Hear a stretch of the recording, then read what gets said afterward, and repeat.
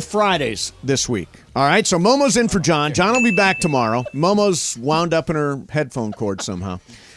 So we have got a pair of tickets to Lakers Orlando on October the 30th in the 5th row. Oh, those are good. Paolo Banchero. That's right. Paolo's coming to town. 5th row Fridays starts right now. That means you take notes. You listen every day this week. There will be a question from each day during the course of the week. You can always go back and refresh yourself during the podcasts.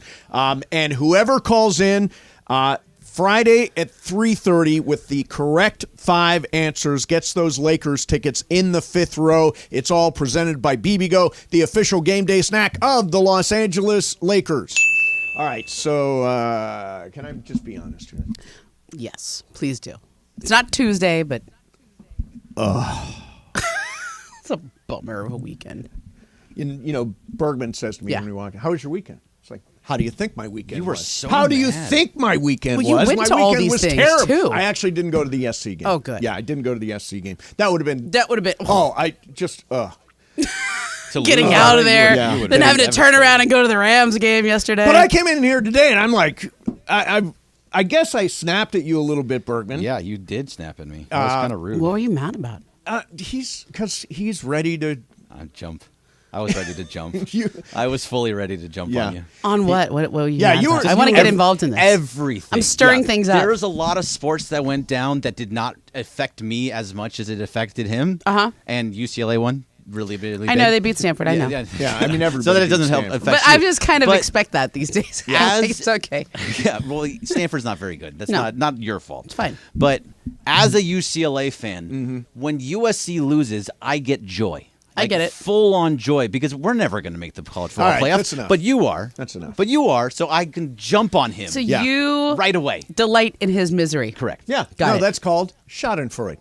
You know, Jorge used to do That is the actual word, Schadenfreude. You are taking pleasure in me Feeling pain. feeling pain. Exactly. Correct. That's Good for absolutely you. true. Good for you. It's like You when should be Jorge very used to get proud. excited about Just the like Niners Mom beating the used to Rams. teach. What? Remember when Jorge used to get excited about the Niners beating the Rams? Oh, yeah. I should play the UCLA fight song. No, for what? Want an 8 cup? This conversation, nobody cares See. about the UCLA angle of this. You're the only one that cares how's- about the UCLA angle. No, how's Everybody the wants to A-cup talk for you? about the USC angle.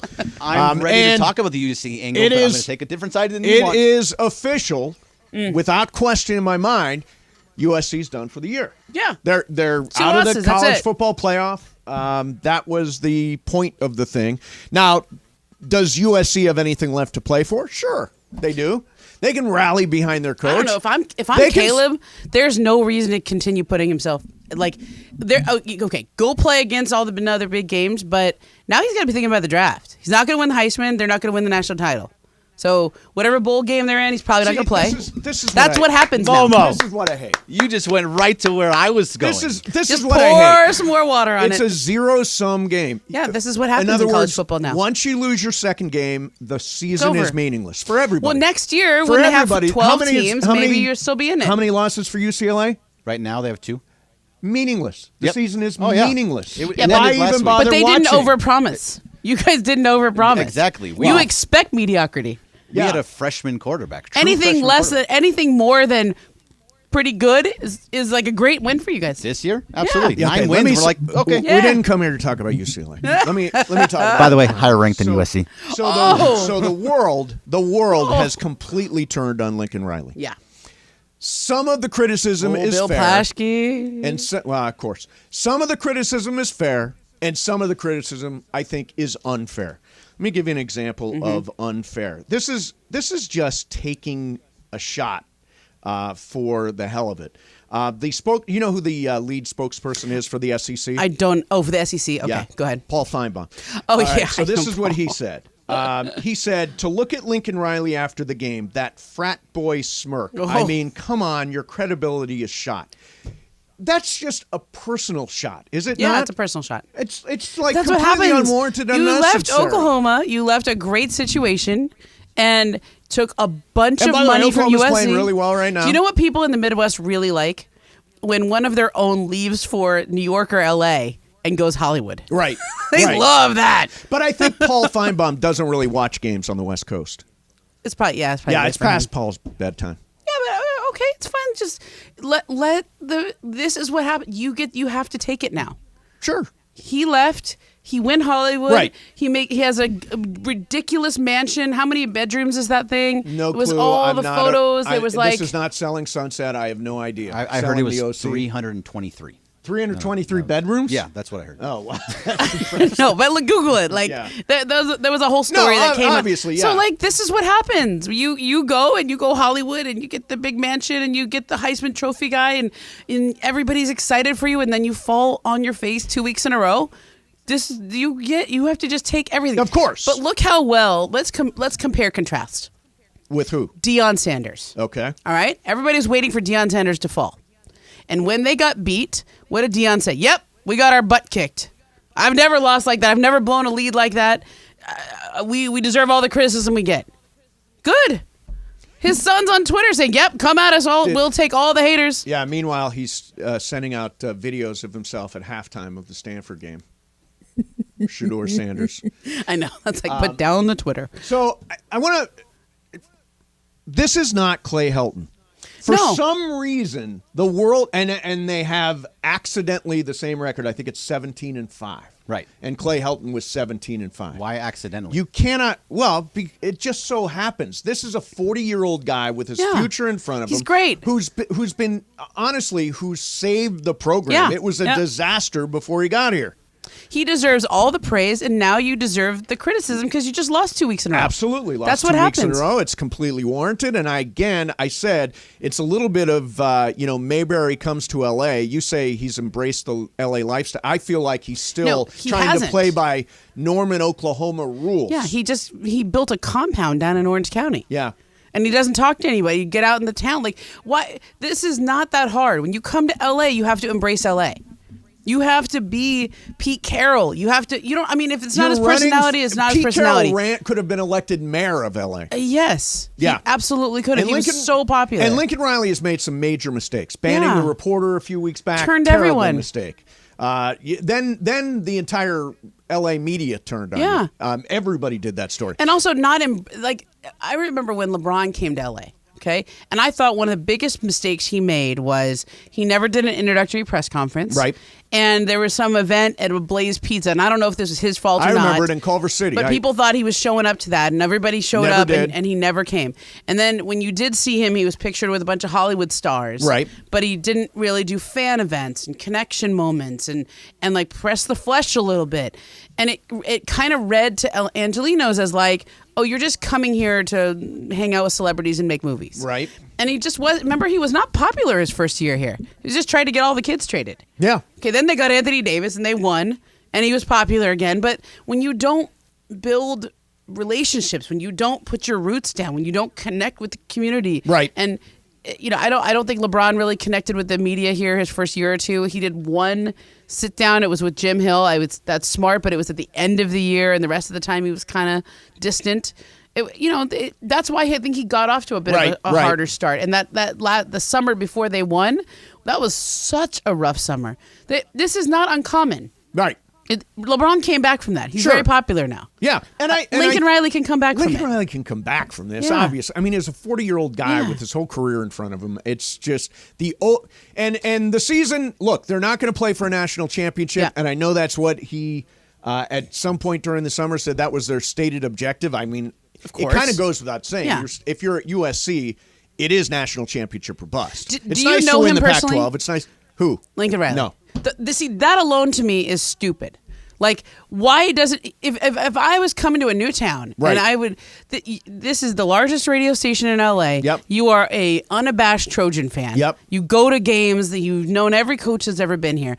I would say to my sports information director, tell me who the 3 people I need to do their shows are and I'm going to develop a relationship with. The first day, the first week he should have been on your show. Yeah. He should be in studio. Yeah. That's like PR 101. Did we ever ask for Lincoln Riley? Did we say, hey, let's get Lincoln on here? We asked for him when he got hired, and we asked for him this year. We asked for him a bunch. Your friend over there does not like to respond. Didn't respond to you either. Yeah, I mean, it's just... Well, now he's not coming on now. I can tell you that much. He wants to stay far away as the media as possible. Get him on the show. That's how Now? Yeah. Now? He's after got to this? humanize him a little bit. Yeah. Let him talk. Okay. You never close those doors. I've had people who he's talked stonewalled me enough. forever in the media, and then all of a sudden one day they just, hey, I'm ready to talk. Right. Okay, so here's what I want to do. First, I want to make sure everybody knows it's $1 Million Monday. At some point, you get a chance to win $1 million with your Super Bowl prediction and score. And that's courtesy of Hollywood Park Casino. Eat, drink, and play. Every Monday is $1 Million Monday, so keep on listening for that. Also, coming back next, if you're a USC fan, are you completely irrational and ready to fire Lincoln Riley? Because there are people on Twitter that are. I question if you'll actually come on and say that, but if you do, 877-710-ESPN, 877-710-ESPN.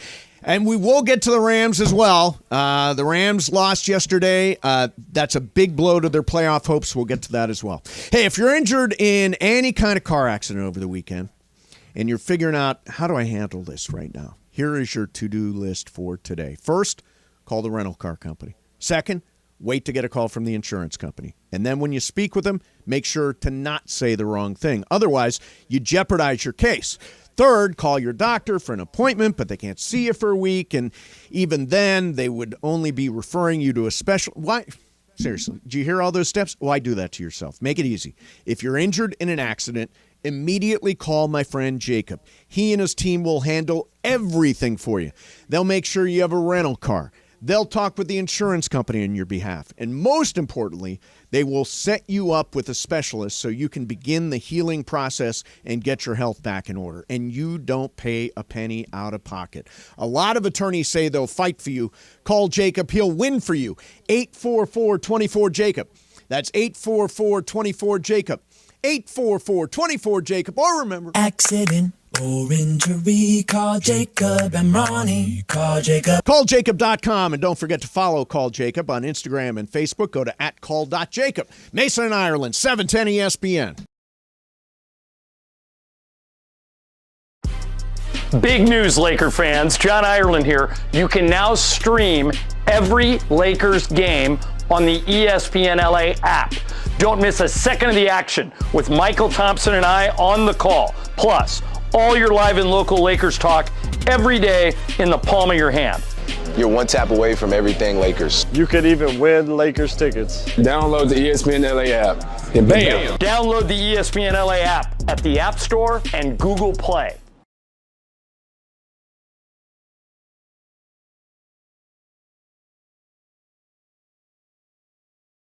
What's up, Niner fans? Join me, producer Jorge, at Hollywood Park Casino Monday night at 5 p.m. for Monday Night Football as our Niners take on the Vikings, and you'll get 3 shots to win $1 million on our $1 Million Monday contest. And just bring your ponchos, bring your flags, bring all your swag, and let's go, baby! Niners, Niner gang, baby!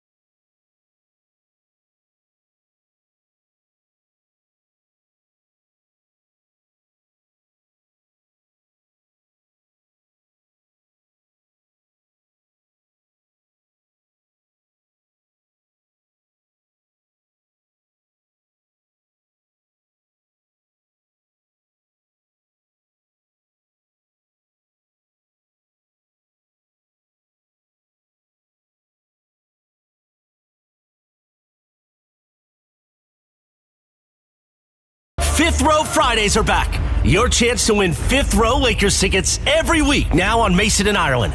Presented by our friends at BBGO. BBGO, the official game day snack of the Los Angeles Lakers. It's real simple. You just got to listen to the show every day. And on Fridays, A lucky caller will have their chance to answer questions about the show from every day. And if you get it right, you get Fifth Row Lakers tickets. Fifth Row Fridays back on Mason and Ireland on 710 ESPN. It's the talking part, Momo. What's up, I get it. I get it. So, don't forget Fifth Row Fridays. Have we said anything that's going to be on the quiz yet? I don't think so. Okay. Okay. I mean, we just talked about Lincoln Riley. Yeah, we did talk about Lincoln Riley a lot. How many bedrooms are in Lincoln Riley's mansion? 400. It was 323 before. He actually just built an Somebody 77 Google more. that. There's an actual answer to it. All right, so USC does lose on Saturday night. Caleb Williams had a great fourth quarter and led them to a chance to win. It was frustrating because I think that the Bear Alexander play obviously set them back. I would argue that wasn't targeting. Bergman, you think it was targeting. I think it wasn't targeting. But aside from the targeting, it was 15 yards. Yeah.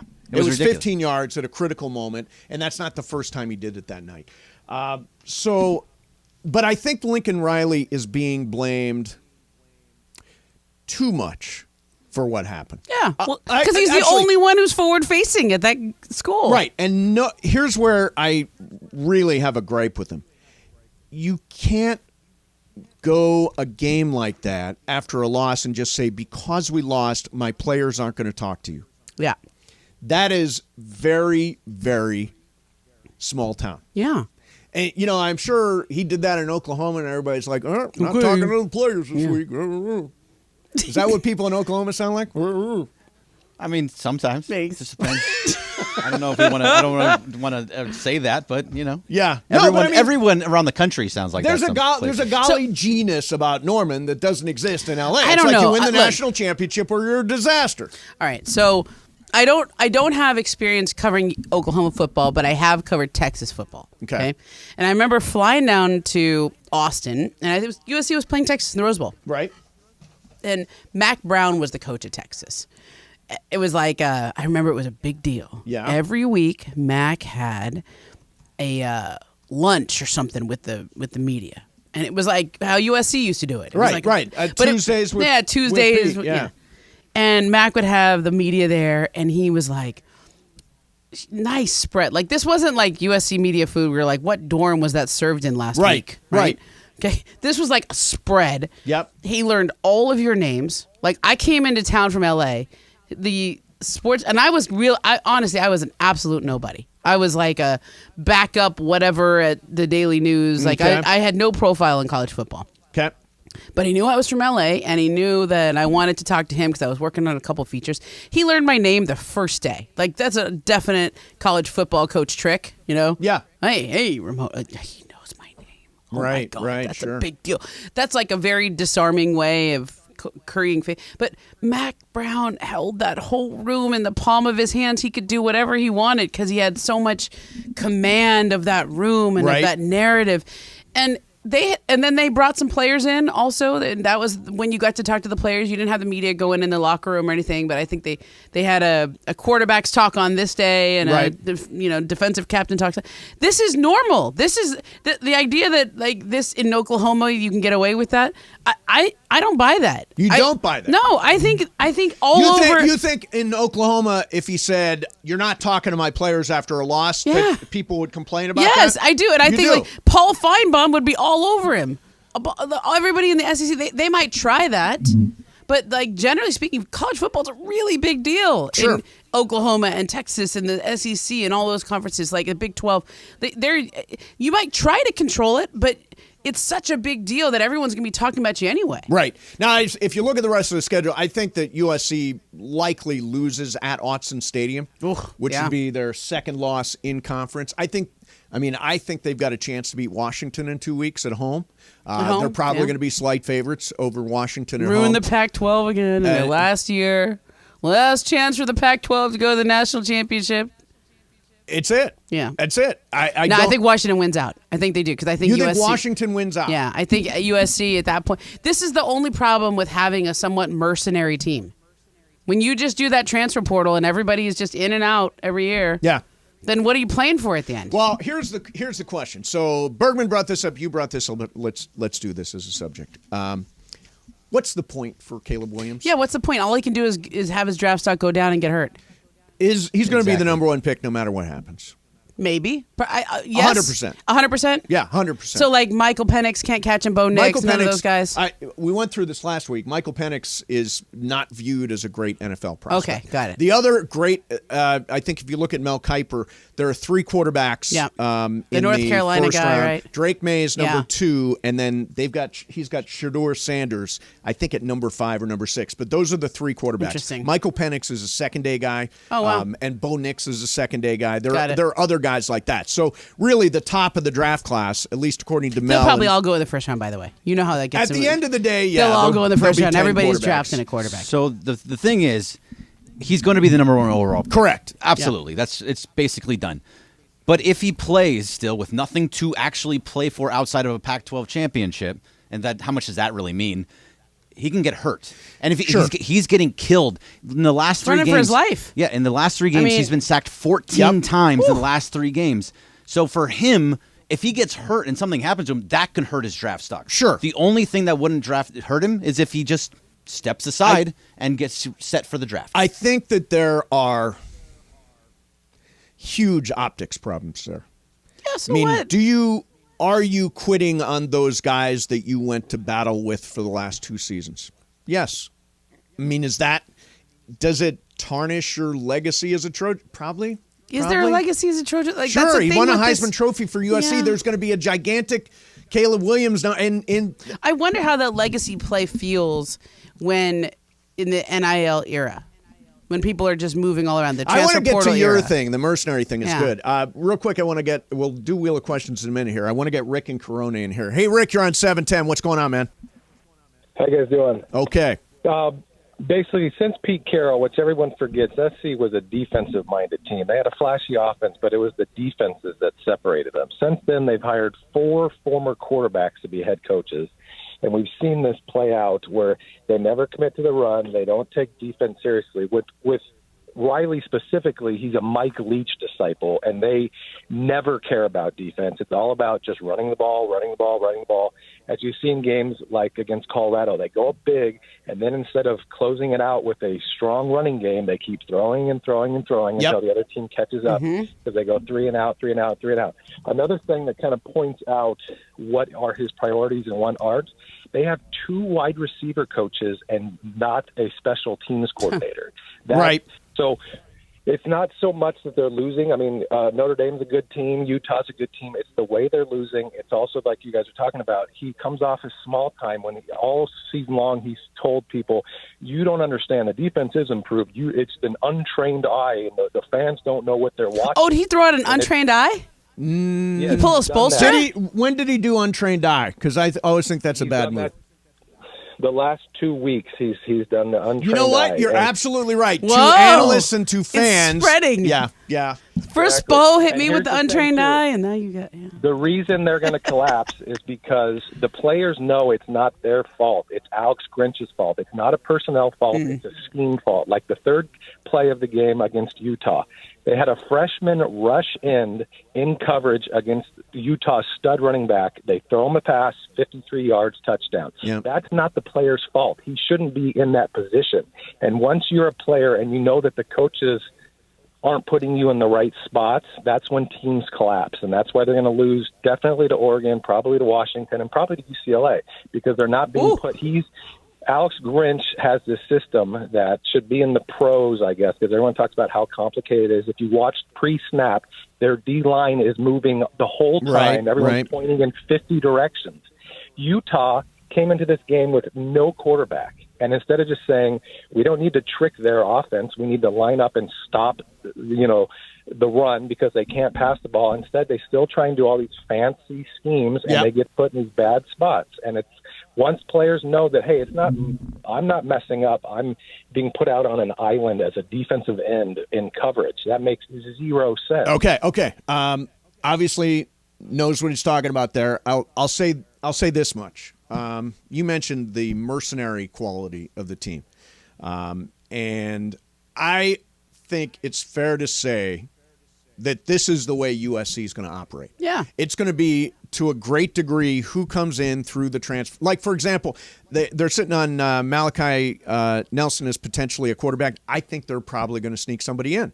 Yeah. I think they're going to do that regularly. I think he didn't sneak the right guys through the portal this year. I don't think he's got the personnel. Now, on top of that, I think Alex Grinch is coaching his final 4 games at USC. I think everybody has circled that name as one of the major problems with this team. He has been Lincoln Riley's defensive coordinator since his days at Oklahoma. It's obviously not working. He's going to be jettisoned sometime during the offseason. And you know what? Lincoln Riley is still, there's a learning great. curve. He's great, though. You're right. It was terrible before Lincoln Riley showed up. This was a morbid, nondescript program anymore. Correct. And now it does have an identity. Yeah. And I think they're in the game. You're in the game. I think he's building something. And by the way, next year, when they go to a 12-team playoff, I think like a two-loss team could get to the 12-team playoff. Yeah. So I think things change a lot next year. The other dynamic, and whether I think Caleb Williams finishes this year or not, he said nothing about this. Well, of course, didn't talk after the game. He wasn't allowed to. He was not allowed to speak after the game. Yeah, but it's possible that you could say, you know what am I doing here? What am I playing for? What's the point? And this is where I think Lincoln Riley's got to get guys to buy in. A couple of weeks ago, Notre Dame had lost a couple of games in a row, and they went out, this was last week, went out and played for Marcus Freeman. Yeah. They knew Marcus Freeman was a little bit on the ropes. Yeah. Is this team going to rise up and play for Lincoln Riley now when it's hard? Now when it's difficult, now when there's not a clear objective, are you going to play for him? We're going to find out. They're at Cal this week, then they're home to Washington. It's not impossible that USC still wins the Pac-12. It's not impossible. Yeah. They can win the Pac-12 championship. Yep. Now, you'll say, but I mean, it's USC. It's national championship. You know what? It's not going to be national championship this year. But you've got to maintain some sort of competitive integrity and say, yes, we still have something to play for. And that's what Lincoln said on Saturday and has really been beat up for. Okay, we're going to spin the wheel of questions. I've got a lot to say today. We haven't even gotten to the Rams. That was... Ugh. You're on fire. I like it. What do we say about the Rams, though? Don't me. It's Don't me. I mean, Wheel of they are questions. what they thought they are. No, what they thought they're they were. much better than we thought they were. Okay. You turned around from 2-15. Right. Well, no, they were 5-17 Yeah. or 5-12 last year. They're not going to be 5-12 this year. Yeah. They're going to be improved. I thought they were in tank mode. All right, let's do Wheel of Questions coming up next. Mason and Ireland, 710 ESPN.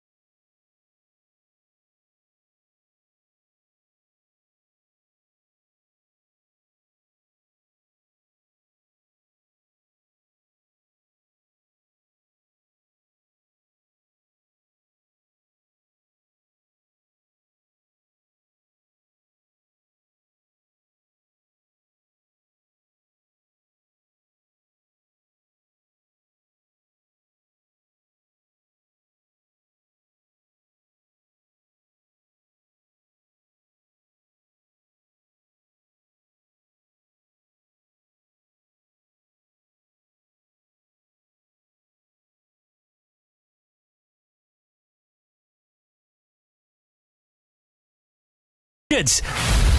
Producer Brian Cohen, are you ready with that wheel? Hit it, Jack. All right, here we go. Wheel of questions. Okay, good. You hear footsteps in your house in the middle of the night. Mm-hmm. How do you handle it? Nev is obviously there. Yeah. You're not by yourself. No, I have two little babies too. Right. Okay, so I yell out. Okay. I always go, I hear you. Now, even I hear you. So when you think somebody, you yell, I hear you. That's good. I hear you there. Because I'm not going to go out. Right. I just want them to know that I hear you. Because maybe they think that they're just going to sneak in and take whatever they want. Or right. That's fine. But I'd rather you just leave. Without me having to have any kind of confrontation. That's a smart play. Yeah. I don't grab a bat. I don't have a gun in my house. I'm not that person. I used to grab a bat, and I was like, what are that going to do, Ramona? Like, what are you going to do? Well, can I tell you that I have a bat that is easily accessible from where I am your bed, in bed. That's probably a smart idea. I should probably go back to that. Yeah, I mean, what's it really going to do? Oh, you're they totally grab the bat from us. You're at least going to scare somebody. I don't know. Come out with a bat. I think we're far more likely to have that bat grabbed and taken away from us and used against us. Bergman?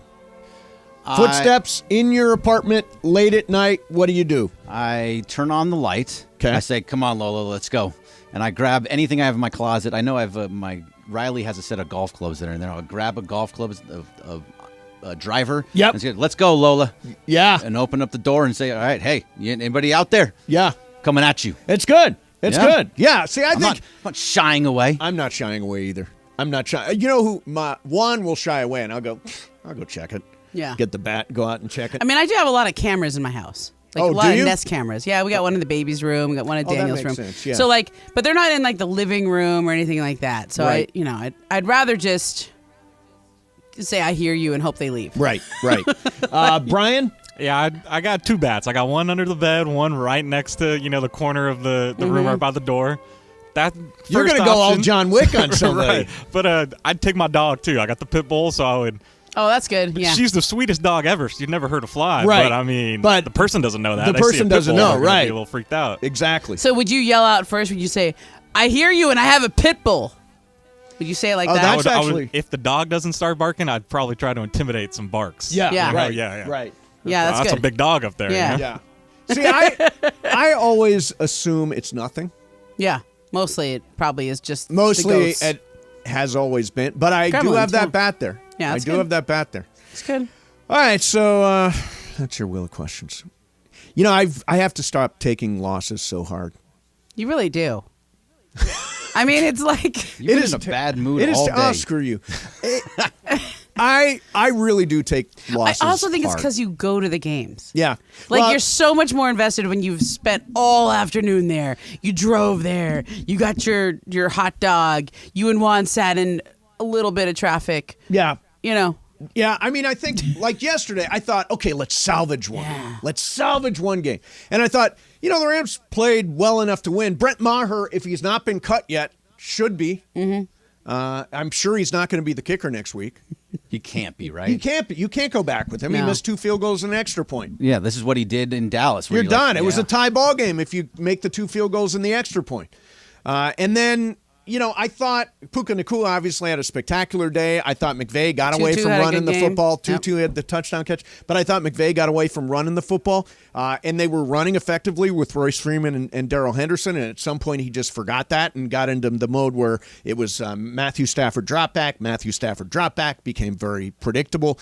On top of that, the end of the game was just a mess because, and this is on McVay, did not have a timeout remaining, called a timeout with about 3 minutes left in the game. That was his third and final timeout. So by the time you got to just before the 2-minute warning, and that's when Kenny Pickett fell short of getting that first down, had he had the timeout, he would have been able to use the replay, overturn that, and get the ball for one last chance. And by the way, that 3rd and 7 pass interference on Witherspoon was absolutely a joke. That was not pass interference.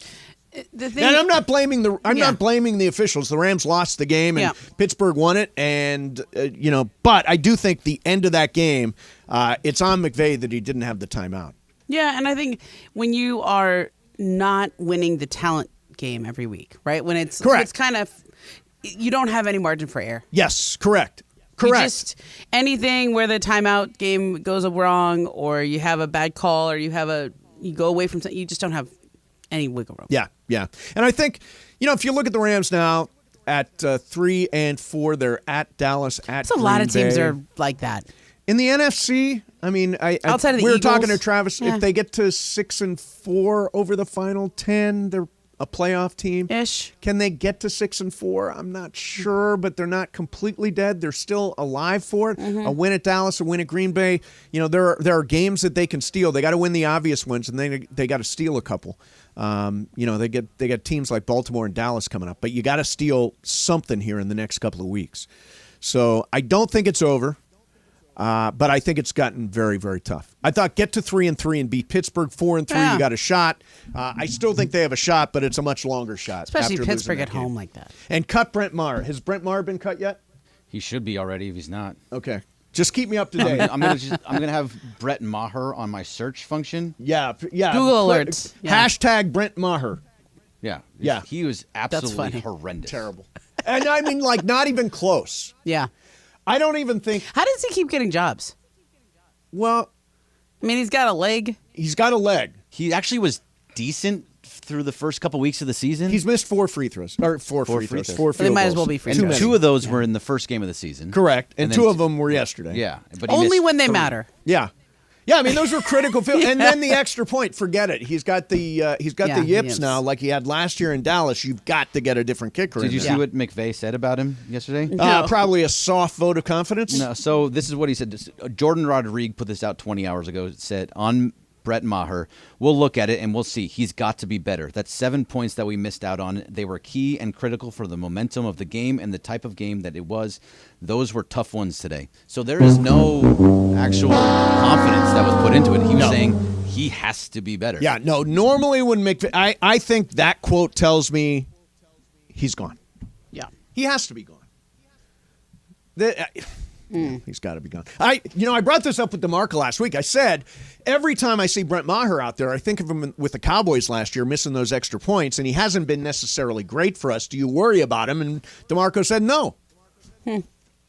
So DeMarco, DeMarco can't be right on that one. He has to go. You have Yeah. to. But who are you going to get? Who are you going to go out there and get? there's always a kicker. There's on always the Yeah. there's always There's a always kicker. somebody. Yeah. Matt Gay, they Gave picked away off. Well, but they let him go. They let him go, but they picked him up off the scrap heap. Right. So they'll find something. And It's now not Matt Gay's Brent good Maher. again. Yeah, who is? Matt Gay. Matt Gay Kicking was really- great last year. Yeah, and he's great now. Yeah, no, he was an All-Pro last year. All right, coming up next, what you're going to do? It's a short show today because we've got baseball coming up at 5 o'clock. Game 7. Game 7, the 2 most exciting words in sports. Unless you're not following the series at all, then The people are getting. words. I The can Dodgers aren't recap. playing. Altuve hitting homers, and then Garcia getting plunked. And it's I think That- it's yeah. Max Yeah, pretty much. Scherzer in Game 7. Oh boy. Old Max. Which team is he His on arm's again? going to be tired. Oh, his arm. His arm's going to be tired a in the bad second case inning. of the dead arm. All right, so we'll do What's Up Fool coming up next. We got Game of Games coming up for you. We got Supercross Talk about an hour from right now. Don't forget, it is Fifth Row Fridays this week. Your chance to win a pair of tickets to see the Lakers on October the 30th versus Orlando at Crypto.com Arena and be in the fifth row. There'll be a question from all the stuff we say today, then tomorrow and the rest of the week. If on Friday you can answer a question about every show this week, Monday through Friday, you have a chance to win fifth row seats to see the Lakers. It's an unbelievable prize, and it's all brought to you by BBGO, the official game day snack of the Los Angeles Lakers. All right, we got What's Up Fool coming up next. Mason in Ireland, Momo in for John 710. Big news, Laker fans. John Ireland here. You can now stream every Lakers game on the ESPN LA app. Don't miss a second of the action with Michael Thompson and I on the call. Plus, all your live and local Lakers talk every day in the palm of your hand. You're one tap away from everything Lakers. You could even win Lakers tickets. Download the ESPN LA app and bam! Download the ESPN LA app at the App Store and Google Play.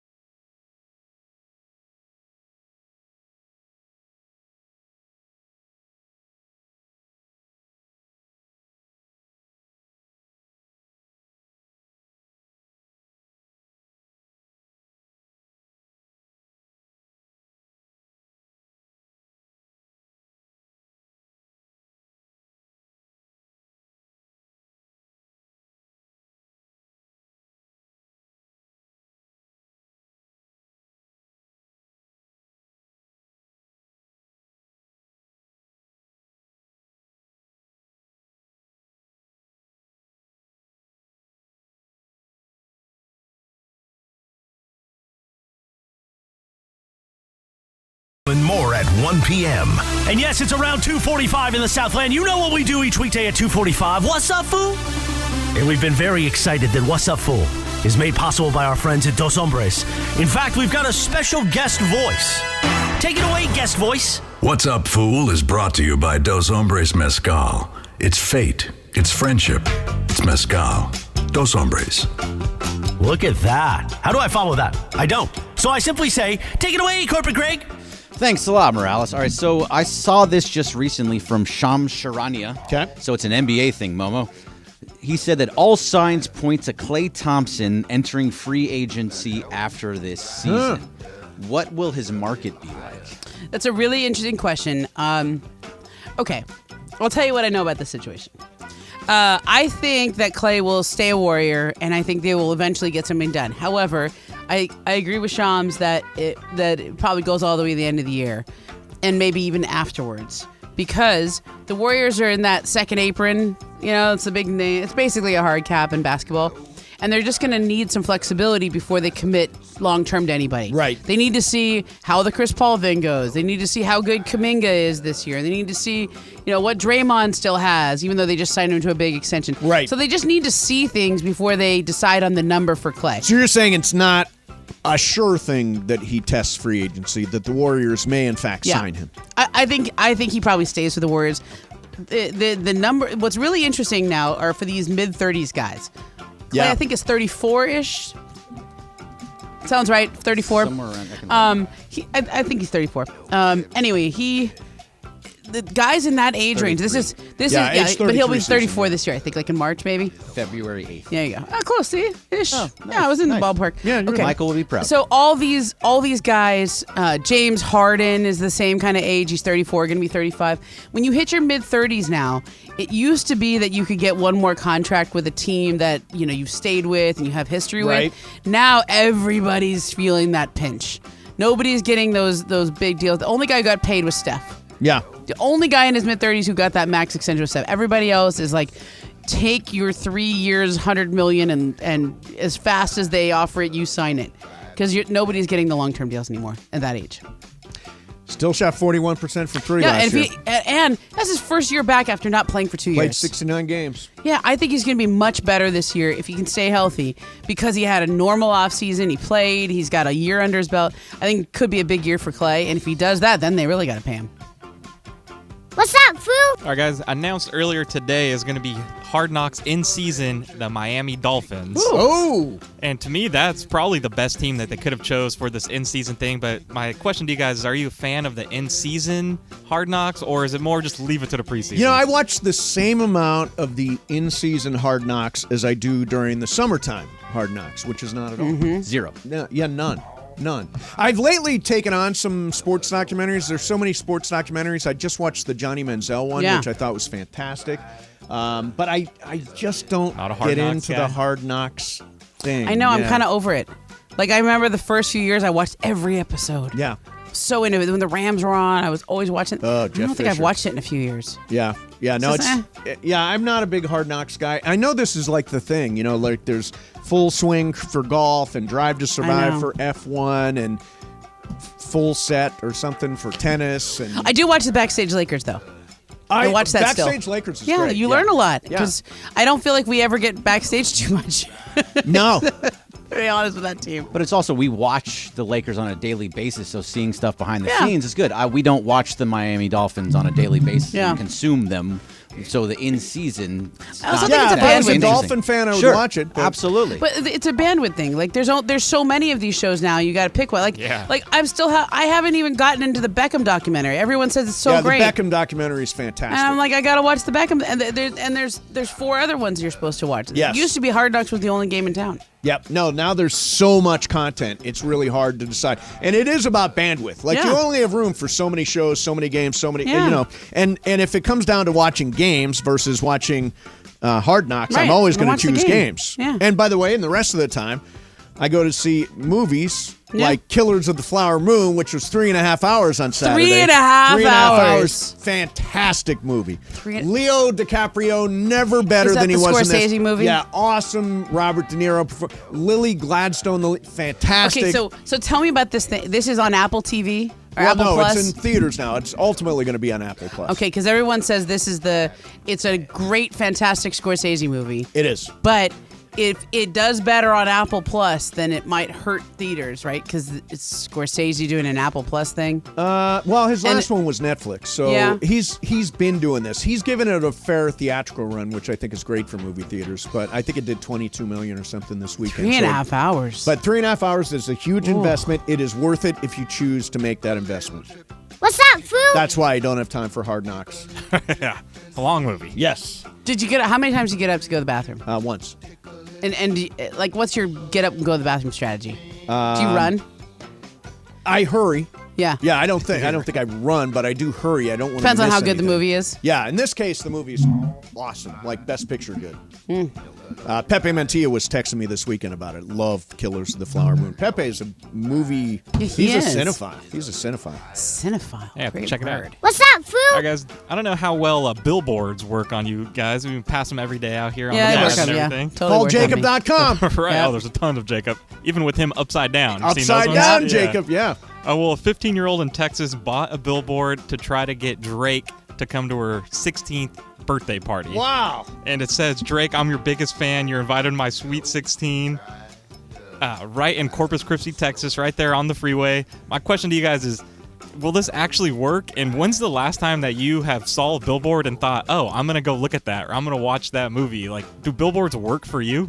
Billboards definitely work for me, Totally. especially movies and TV shows. Like I'll get suckered in by a Yeah. billboard. Obviously, Jacob's billboards you mentioned. Yeah. They're everywhere all over town. Billboards do work on me. I think it's a valuable too. form of advertising. Now, whether or not it's going to get Drake to this girl's Sweet 16 party is another thing. But if we've learned anything from Travis Kelce, it is go ahead and take your shot. So, how much does a billboard cost? What do you think? Just one billboard Yeah, for like one in month. Corpus Christi. I mean, that's a very Better Call Saul thing. Remember they did Oh, that? yeah. I can't imagine it's a crazy amount of money, is it? Couple $1,000? What do you think? 5? I have no clue on Is I it have 5? a friend that works let's- in billboards. You want Yeah, me to find out. ask him? Yeah, Find my out. brother does too. I mean, they don't really sell it for 1 month, but he could probably give A week? price of some a How week. much do they sell a billboard? I'm asking ChatGPT. Oh, there we go. Billboard for in Corpus Oh, this is amazing. Christi, Texas. The answer? An average billboard in Corpus Christi costs $2,075.89 per month. Not bad. Not too bad. Thanks, ChatGPT. You can ask your mom for that. ChatGPT knows everything. Ridiculous Yeah, that so you about found that, that fast. good for this girl. I hope it works. I hope it works. How sad is that Greg's like, I have a friend who works in this. I could text him. Oh, he does well. It's huge.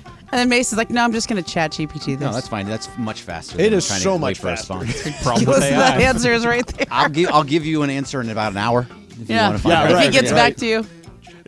Have you guys seen the Austin Reeves billboard around town? No. The Lemon Daddy. You haven't seen that? It's pretty good. I'm pretty sure it's for What's like it selling? beat up cars. It's called Lemon Daddy. And he's an advertiser for Yeah. beat up cars. Yep, that's pretty good. It's a pretty good billboard. The first time I saw it, I was like, oh, that's funny. Wow. Yeah, I'm looking for it now. Oh, yeah. Lemon Daddy with Austin Reeves.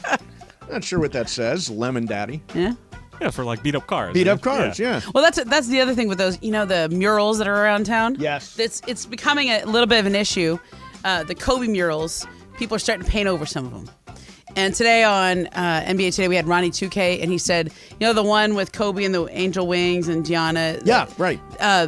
The NBA 2K said that's going to exist there in perpetuity because they're going to sponsor that building to do it. Because the murals are essentially put up by either business owners or whoever owns the building, and people pay money to paint something there.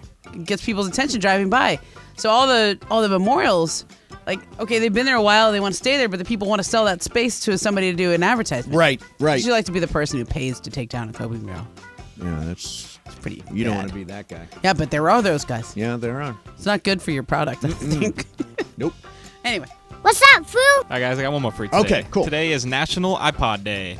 Hey, I remember those. The iPod, Really? yeah, iPod Shuffle. You know, the That was a video big iPod. deal, yeah. It was. So my question is, was the iPod one of the biggest things, like, to favorite Yeah. music, like to turn music into what we have today? You know, more than the MP3 or the Walkman. Yeah, it kind of started with Napster. Yeah. Right? And people started getting digital files of their music. Yeah. Then Apple started using digital versions in the iPod. The iPod was pretty revolutionary It at really the time. was. I was swimming a lot. This was a number of years back. I was swimming a lot at the LA Athletic Club.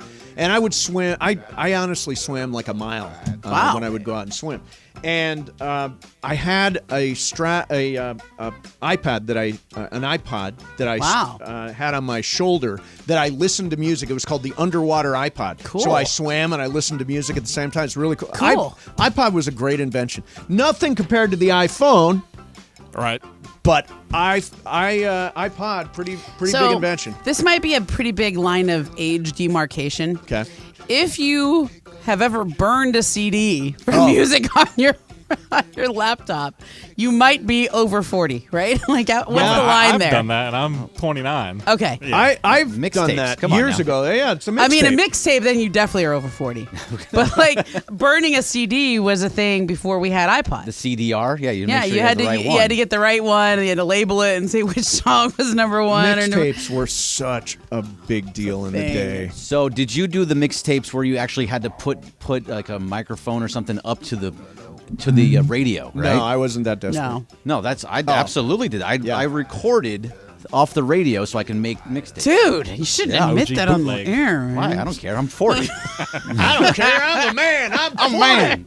Come after me. You're supposed to buy the original tape and then take Oh, it that was the way to do it. using two, like a No. blank tape, and you play one and hit record with the other one. I used Napster. I used LimeWire. I did all that. One stuff. time I yeah. ended a relationship. Oh. And the next day, there was a mixtape sitting on the windshield of Amazing. my car. Was it one you made for them or? They made for me. And the first song was Don't Speak by No Doubt. Oh, that's a message, isn't it? Was it all labeled or did It was you have labeled. to listen?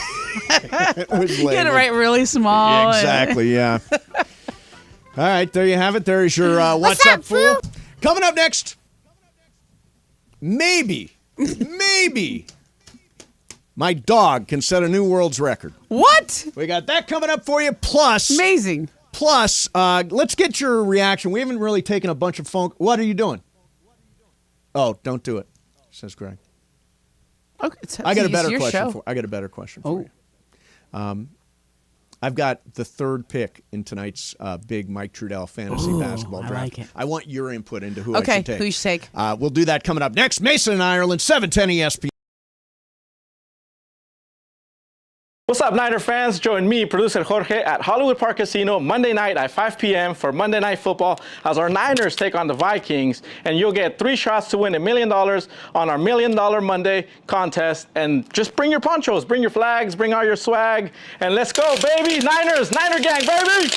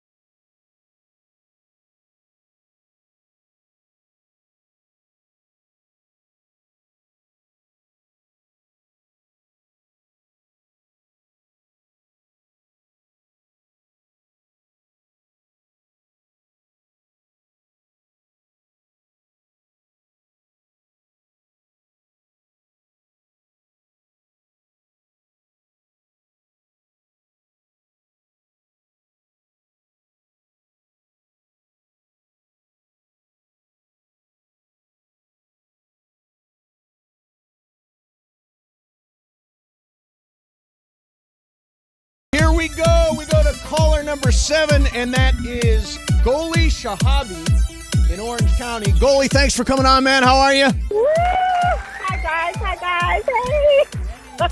So you made it here. Now you get a chance to win $1 million by giving us the 2 Super Bowl teams and the final score, Goalie. What do you think?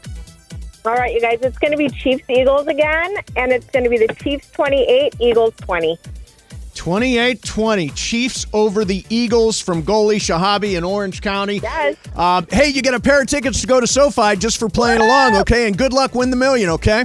Thank you. So excited. Thanks, guys. Thanks for listening. All right, there you go. There's Goalie Shahabi.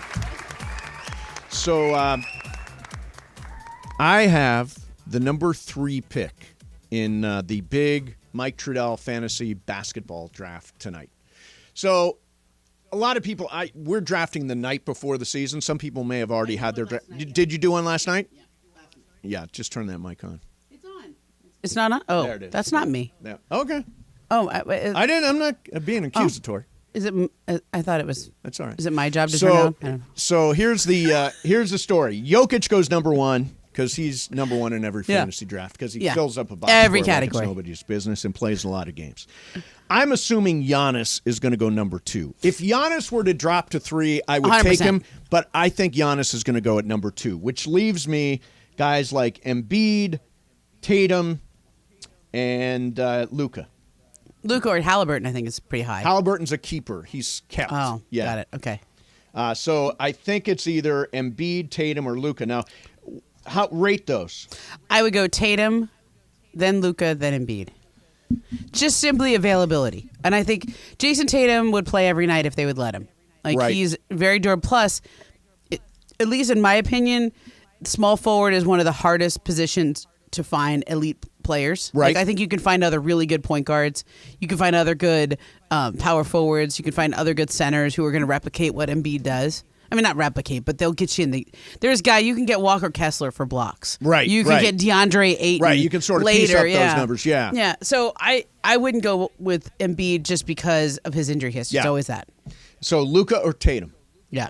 And you'd go Tatum. I'd go Tatum, but I couldn't argue with Luka. Who would you go, Bergman? Luka or Tatum? See, I think it's just Luka. I'm going Luka over Tatum. Luka gets hurt a little bit though. He gets more categories. He's a triple double guy. He's gonna completely fill you up. You're gonna get steals. You're gonna get assists, rebounds, points, 3-pointers. You're gonna get all of it. And by the way, just because you're good in fantasy basketball doesn't mean you're real in good fantasy in real basketball, and vice versa. Some guys just fill up box scores and they're good for fantasy. They're not necessarily good for winning. Yeah, I mean, look, there's a couple of guys that I would say take a late round flight. Like get Mark Williams from Charlotte.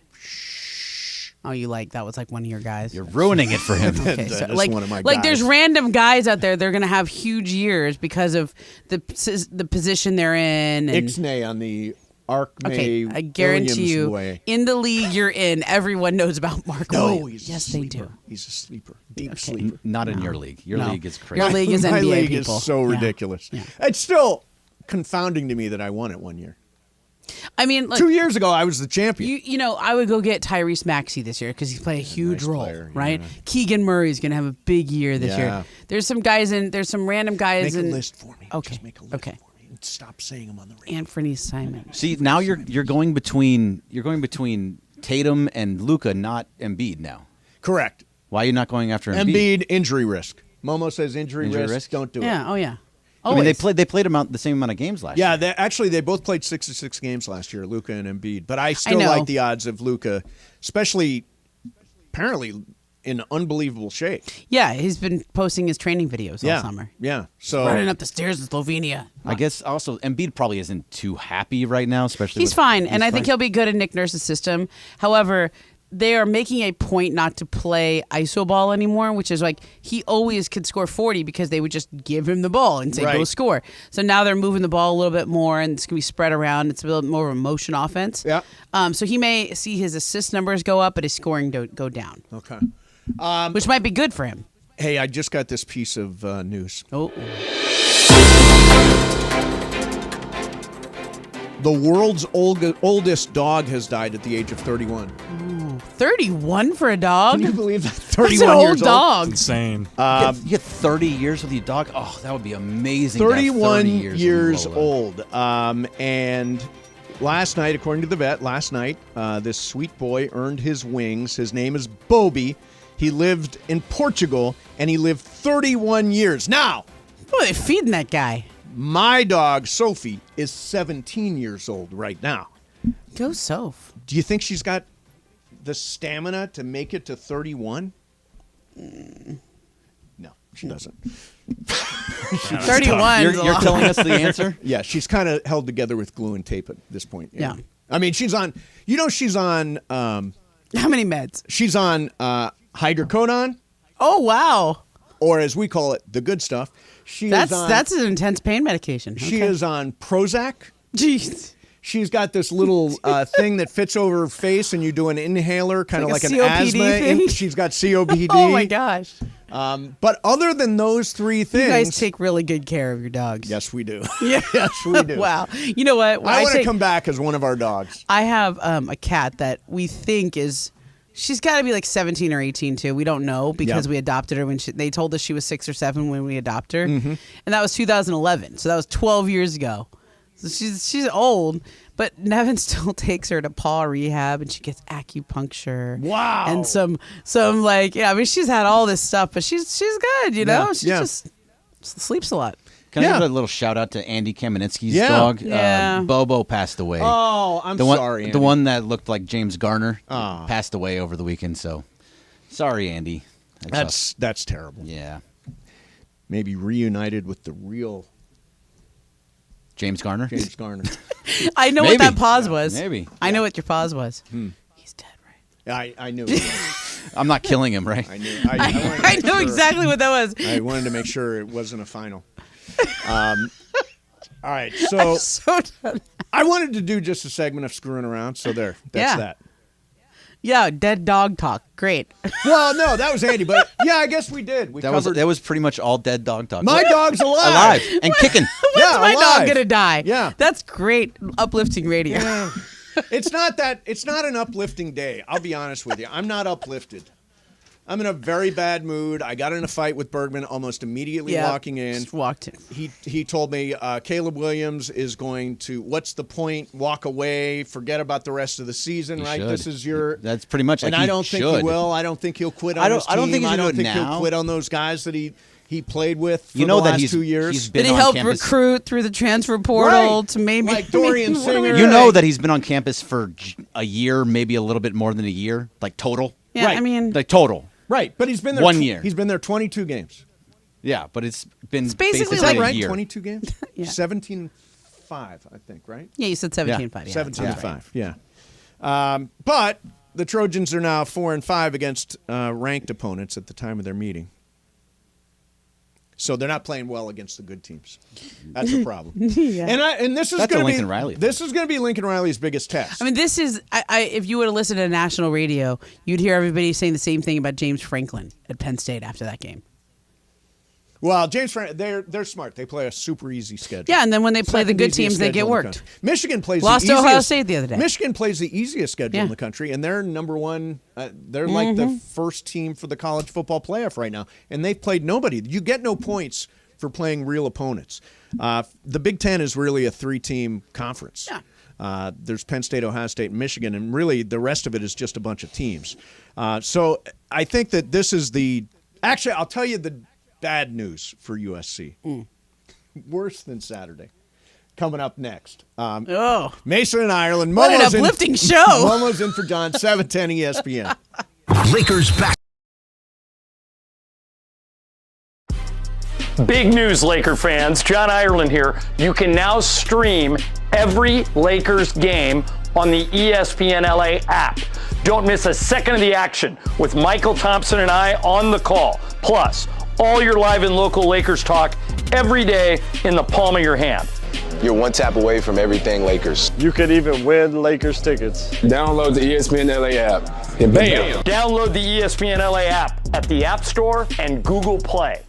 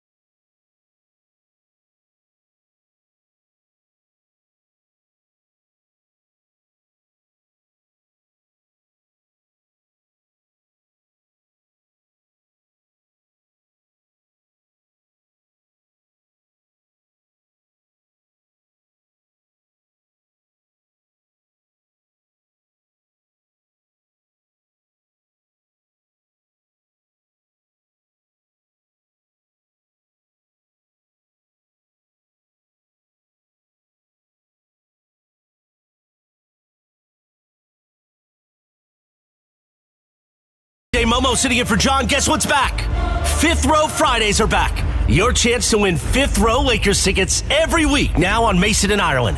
Presented by our friends at BBGO. BBGO, the official game day snack of the Los Angeles Lakers. It's real simple. You just got to listen to the show every day. And on Fridays, a lucky caller will have their chance to answer questions about the show from every day. And if you get it right, you get Fifth Row Lakers tickets. Fifth Row Fridays back on Mason and Ireland on 710 ESPN.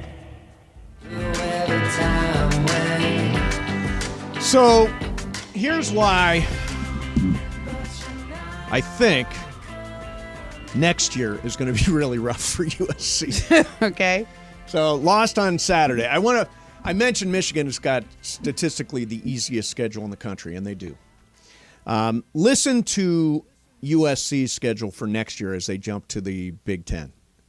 At Maryland, at Minnesota, home to Nebraska, home to Rutgers, home to Wisconsin. Now here are the tough ones.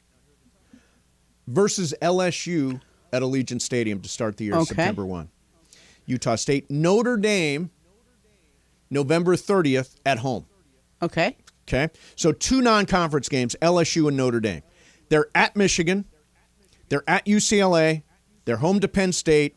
They're at Washington. At Michigan, home to Penn State.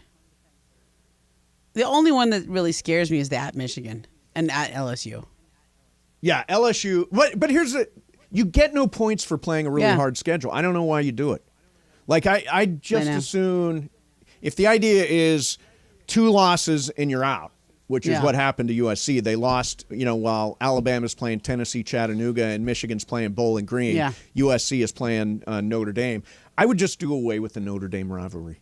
They need to have an easy game on their schedule if they're going to the Big Ten. Play 3 Bobos the way everybody in the Big Ten does. You get no extra points for beating or losing to LSU, losing to Notre Dame. Play an easy non-conference schedule. You've talked about with me plenty of times that UCLA is not their biggest rival, USC's, and that Notre Dame is. So you want to get rid of their biggest rival. I've said some people consider Notre Dame to be their biggest rival, right? So then you think the fan base is going to be okay with Notre Dame not on the schedule if that's their biggest rival? If we can replace them with Utah State, yes. I don't think you're wrong. I want to play an easy non-conference schedule. To me, that's the secret of the Big Ten is play an easy non-conference schedule. Michigan, Penn State, they're not going out and playing really tough non-conference opponents. I think you're absolutely right, but do you think Carol Folt will get rid of that? She'll get killed, I think, from a lot of fans. Doesn't seem to stop USC from doing anything, is media attention. Things that they don't get positive coverage for. I think that one is a massive rivalry for them. Yeah. I agree with you. I mean, it's not. And by the way, Notre Dame is also on their 2025 schedule, so they're going to continue to get games like this. I just think there's no points. I think they got to figure out a different way. And the other 2 Bobos and why not 2 Bobos in and Notre Dame? Like UCLA is playing LSU next year. So is USC. That's random. Wait, USC is opening with LSU. Oh, that's crazy. No, is LSU just staying out here? Is UCLA really playing LSU next year? Let me see. I might be wrong. SC's opening with them. I know they're playing it in Vegas. You might be right. At the end of the day, no, they play at LSU on September 21st. At LSU, so next year LSU plays both USC and it's UCLA. all about recruiting. That's got to be a recruiting thing. That's crazy. Like let's make ourselves attractive to California recruits. Yeah.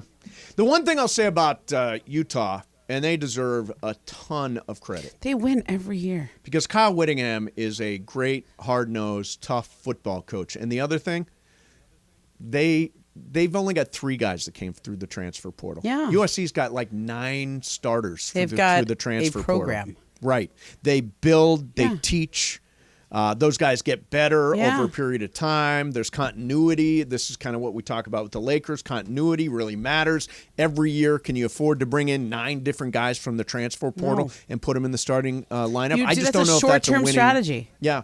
It's a short-term thing because in basketball, okay, you could do that with 1 or 2 great players every year. Yeah. But you've seen Kentucky try to do this every year with freshmen, one-and-done freshmen. Right. They haven't won in a while. Sure. It takes the teams that are going every year in the NCAA tournament are the ones that have guys that say 2, 3, 4 years. Although generally speaking, these are seniors that are coming in for one more shot. Yeah, one more shot. So they lost playing time. Somebody beat them out. Whatever Right. it is. There's a real conversation going on about whether or not Caleb Williams should continue playing this year. He's going to be the number 1 pick in the draft. He has been sacked a bunch, especially the last couple of weeks. We're watching the Fox Sports talking about this. Oh, okay. Emmanuel Ocho says the risk of playing far outweighs the reward. For me, I think there's something to be said for loyalty. There's something to be said for sticking with your guys. There's something to be said for not quitting. There's something to be said for your legacy at USC, one of the most powerful programs in the country, one of the most historic programs in the country. If you walk away right now, you really are quitting. You're just quitting. And here's what Lincoln Riley needs to do. Lincoln Riley needs to get these guys to buy in and rally. This is one of those tests for Lincoln Riley. Are you going to pull this season out of the fire and turn it into something? Now, you're not going to win the national championship, but there's no reason why you can't play really, really well and play in the Pac-12 championship game. Yeah. It's possible. Now, are guys going to get up for that? Are they going to buy into that? Are they going to say, yeah, let's go? I'm not sure. That's going to be a litmus test of Lincoln Riley. I mean, this is the new reality in college football. This is in all of college sports. It's a way station on your way to the NFL. How much money can you make here? Everybody's doing the cost benefit analysis every single time they step on the field. Do I make more in NIL by playing and staying in college, or do I make more by going to the NFL? I think it is a terrible. I think my view of Caleb Williams will be very negatively impacted if he just up and walks away. And he has to decide if that matters to him. Right. Like, does it matter? Does his legacy at USC, does that matter? He can just say, I won you the Heisman. I did all I can do. I was running around out there throwing all his crazy passes that he does. He's going to be a phenomenal quarterback, and they'll take credit for him for as long as they can. Yeah. I just think quitting is a terrible look. Yeah. But, by the way, I have no idea what is in his head. Yeah. I have no idea what his priorities are. I mean, we saw this. We don't get to know these guys. No, we don't get to know them. Caleb Williams doesn't do a lot of media. No. By the way, it's better to do a lot of media. It's better. Lincoln Riley's like shutting down the post game and saying you can't talk to my players.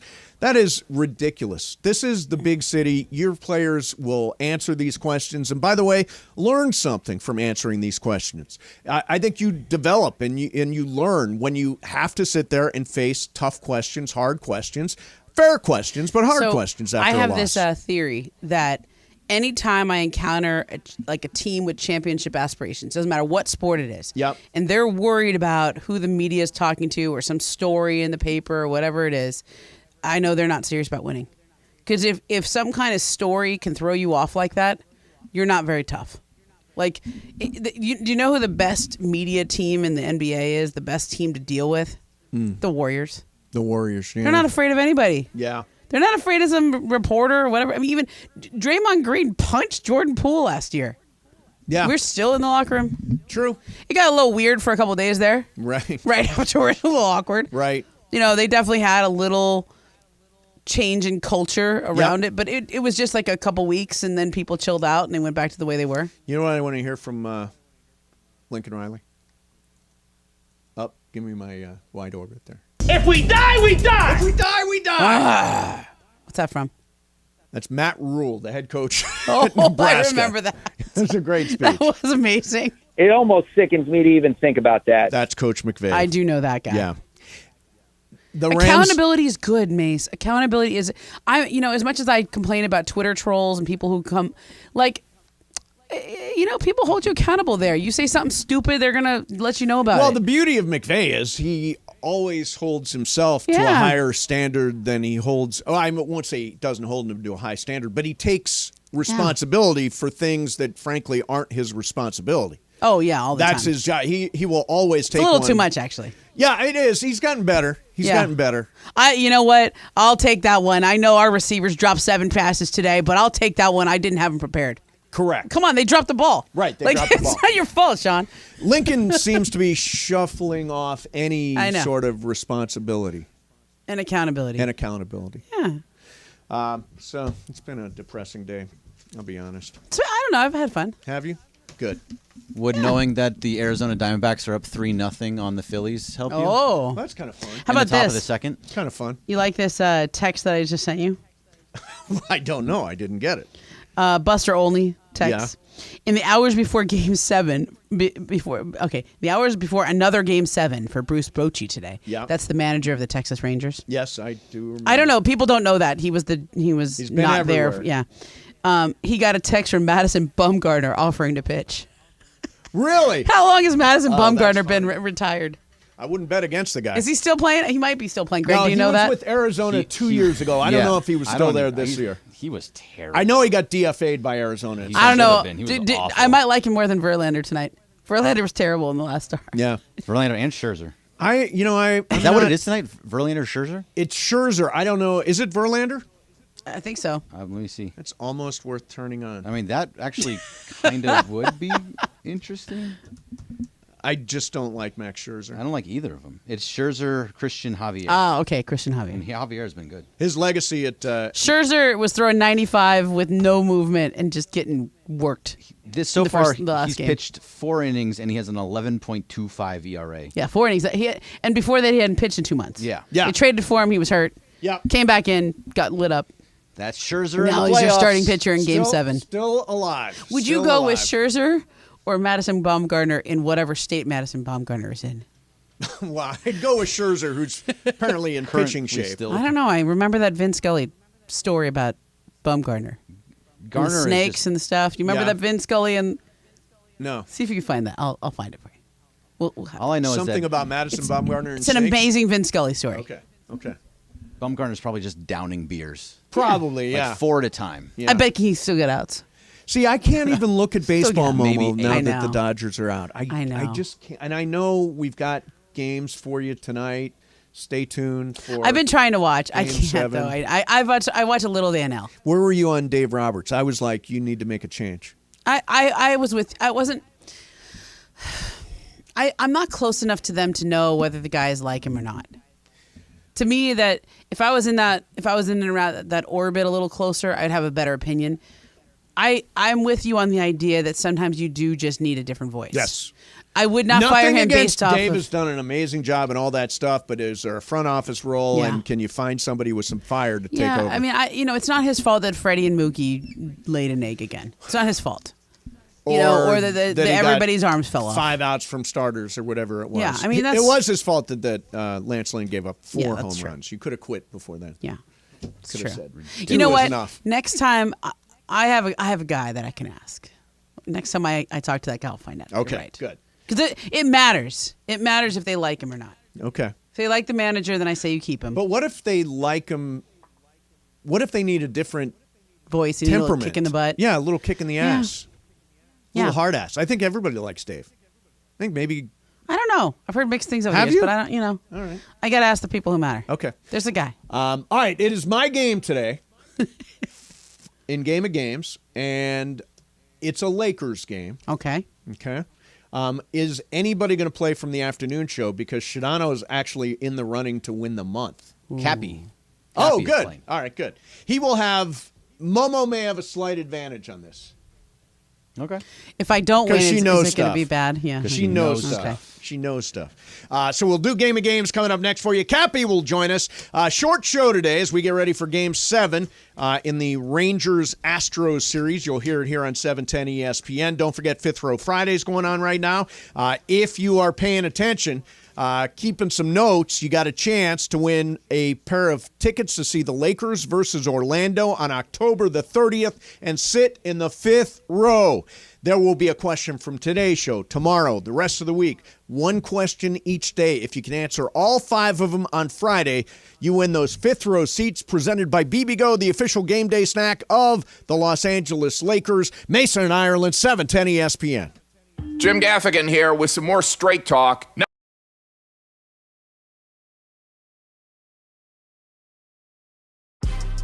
Big news, Laker fans. John Ireland here. You can now stream every Lakers game on the ESPN LA app. Don't miss a second of the action with Michael Thompson and I on the call. Plus, all your live and local Lakers talk every day in the palm of your hand. You're one tap away from everything Lakers. You could even win Lakers tickets. Download the ESPN LA app. And bam! Download the ESPN LA app at the App Store and Google Play.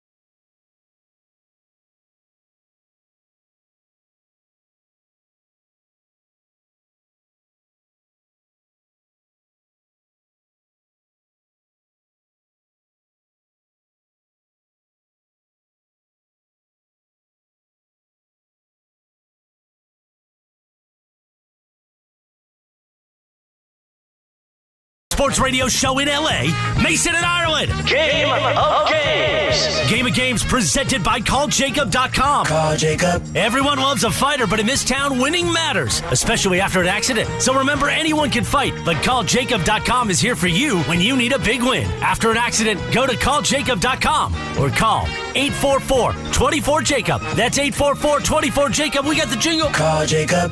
Thank you. Game of Games time. Take it away, Mace. All right, let's look at the scoreboard, Bergman. What's our score right now in Game of Games? It's very, very close. It's Brian 3, Sedano 3, Ireland 2, Mason 2, Bergman 2, MT 1, Cappy 1, Beto 1. Wow. Damn, I should have 3. You really Why? should, Cappy. I lost by 1.2 times when I had the lead. Oh, that's right. It's not how it works. So starting Wednesday, it's worth 2. Yeah, Almost wins don't count. Yeah, almost What are we wins. doing here? Yeah. I know. Like, So seriously. close, though. Twice. Wednesday counts for 2. Okay. Oh, yeah. End of the Wednesday, month, right. Thursday, Friday, Monday, Tuesday. Okay, so we're going to do a little Lakers Fact or Fiction. Tomorrow's opening night. I've got some stuff about people in the Lakers organization. All right. You tell me if do it's it. real or if I made it up. Oh, okay. So we got Momo, Cappy, Bergman, Brian, and Shadano. Number right. 1. Darvin Ham appeared on the cover of Sports Illustrated for shattering a backboard as a player for Texas Tech in the 1995 NCAA tournament. Is that fact or fiction, Momo? Fiction. Fiction. Cappy. Fiction. Fiction. Bergman. I thought that actually happened. Fiction. 'cause Fiction. I trust Brian. Momo. Fiction. Fiction. Shadano. Fiction. It's 100% a fact. I It thought it was happened, but I don't think it was on Sports absolutely. Illustrated, really? Yeah, no, it was on the cover of Sports Illustrated, the shattered Wow. backboard. I I actually didn't, looked Okay. at it. I didn't know he made the magazine either. I know, that's why. like a That's random the part. thing. I knew That I knew he did that. I Yeah. didn't know that it was like that big a phenomenon. I thought you were messing with us like with a school or something, so I just followed Momo's lead. Way to go, Yeah. Momo. Yeah. Hey, you know, Momo I messed mean, me that up, too. definitely just don't ever mind. Don't follow Momo. All right, Yeah. here's number 2. New Lakers center Jackson Hayes Yes. played sparingly for New Orleans, but he still scored more points than Lakers rookie Max Christie. Is that fact or is that fiction, Cappy? Fact. Fact. Is this just last year? Yeah, just last year. Oh, okay. Bergman. Fact. Fact. Brian. I agree. Fact. Fact. Shadano. Man, that's tough. Actually, It is tough.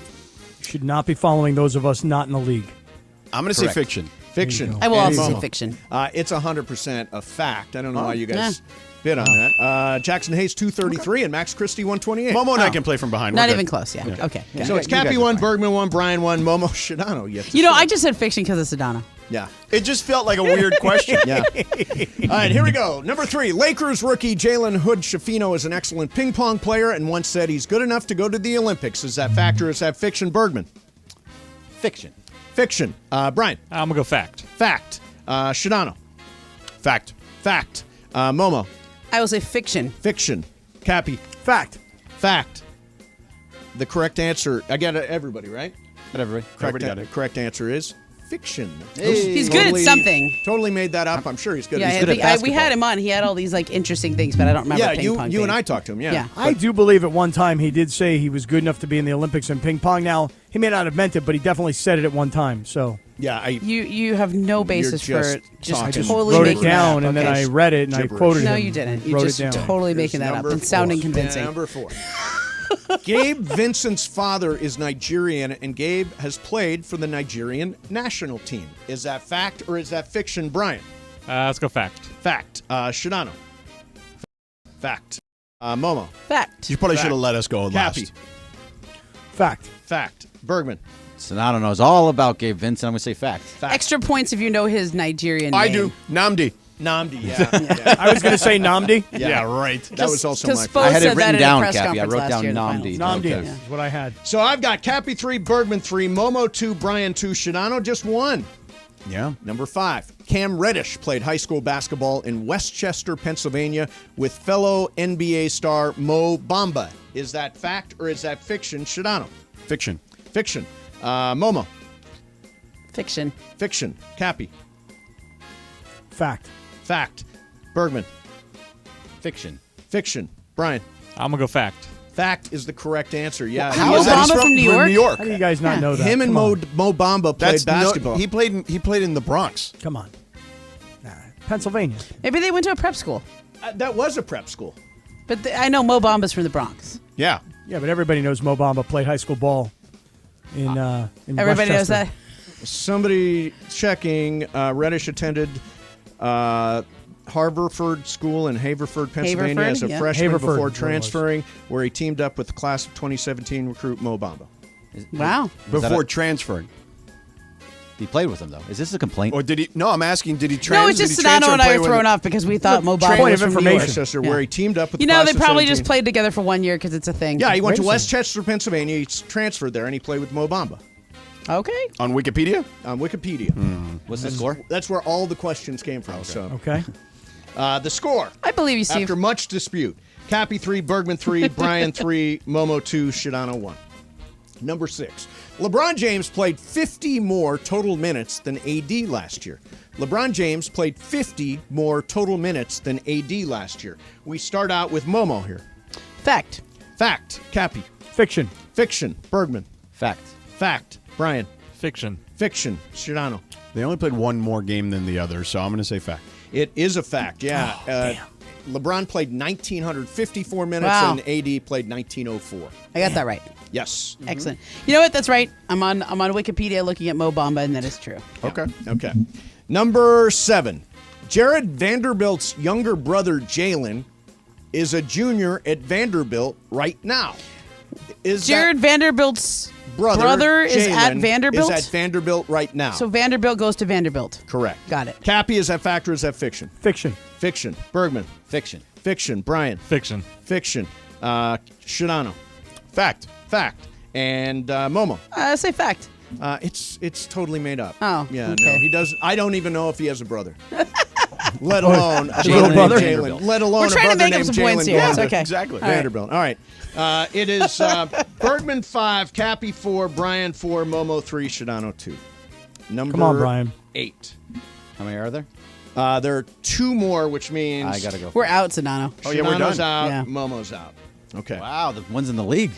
Number 8. It's Questions, not real league stuff, though. questions about Torian Prince. It's like fake league, periphery league stuff. Questions about Torian Prince. The name Torian means related to the astrological sign of Taurus, but in real life, he is an Aries. Is that fact or is that fiction? That's a great question. Wow, you could totally go down that rabbit hole and find that out just by Mason, you specifically. Well, I think it's fact. You just have to know his birthday. Bergman says I don't know fact. his- I don't know his Cappy? birthday. I'm going to go for it here. Yeah, I'll go for it here. I'll say fiction. Fiction. And Brian? I think it's fiction too.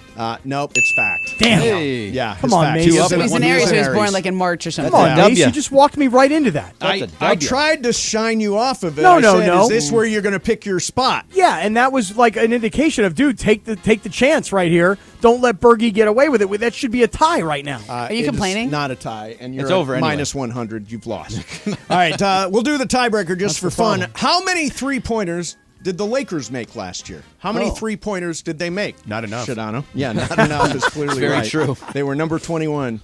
How many three-pointers did they make? Okay, 82 games. 82 games. Say average of.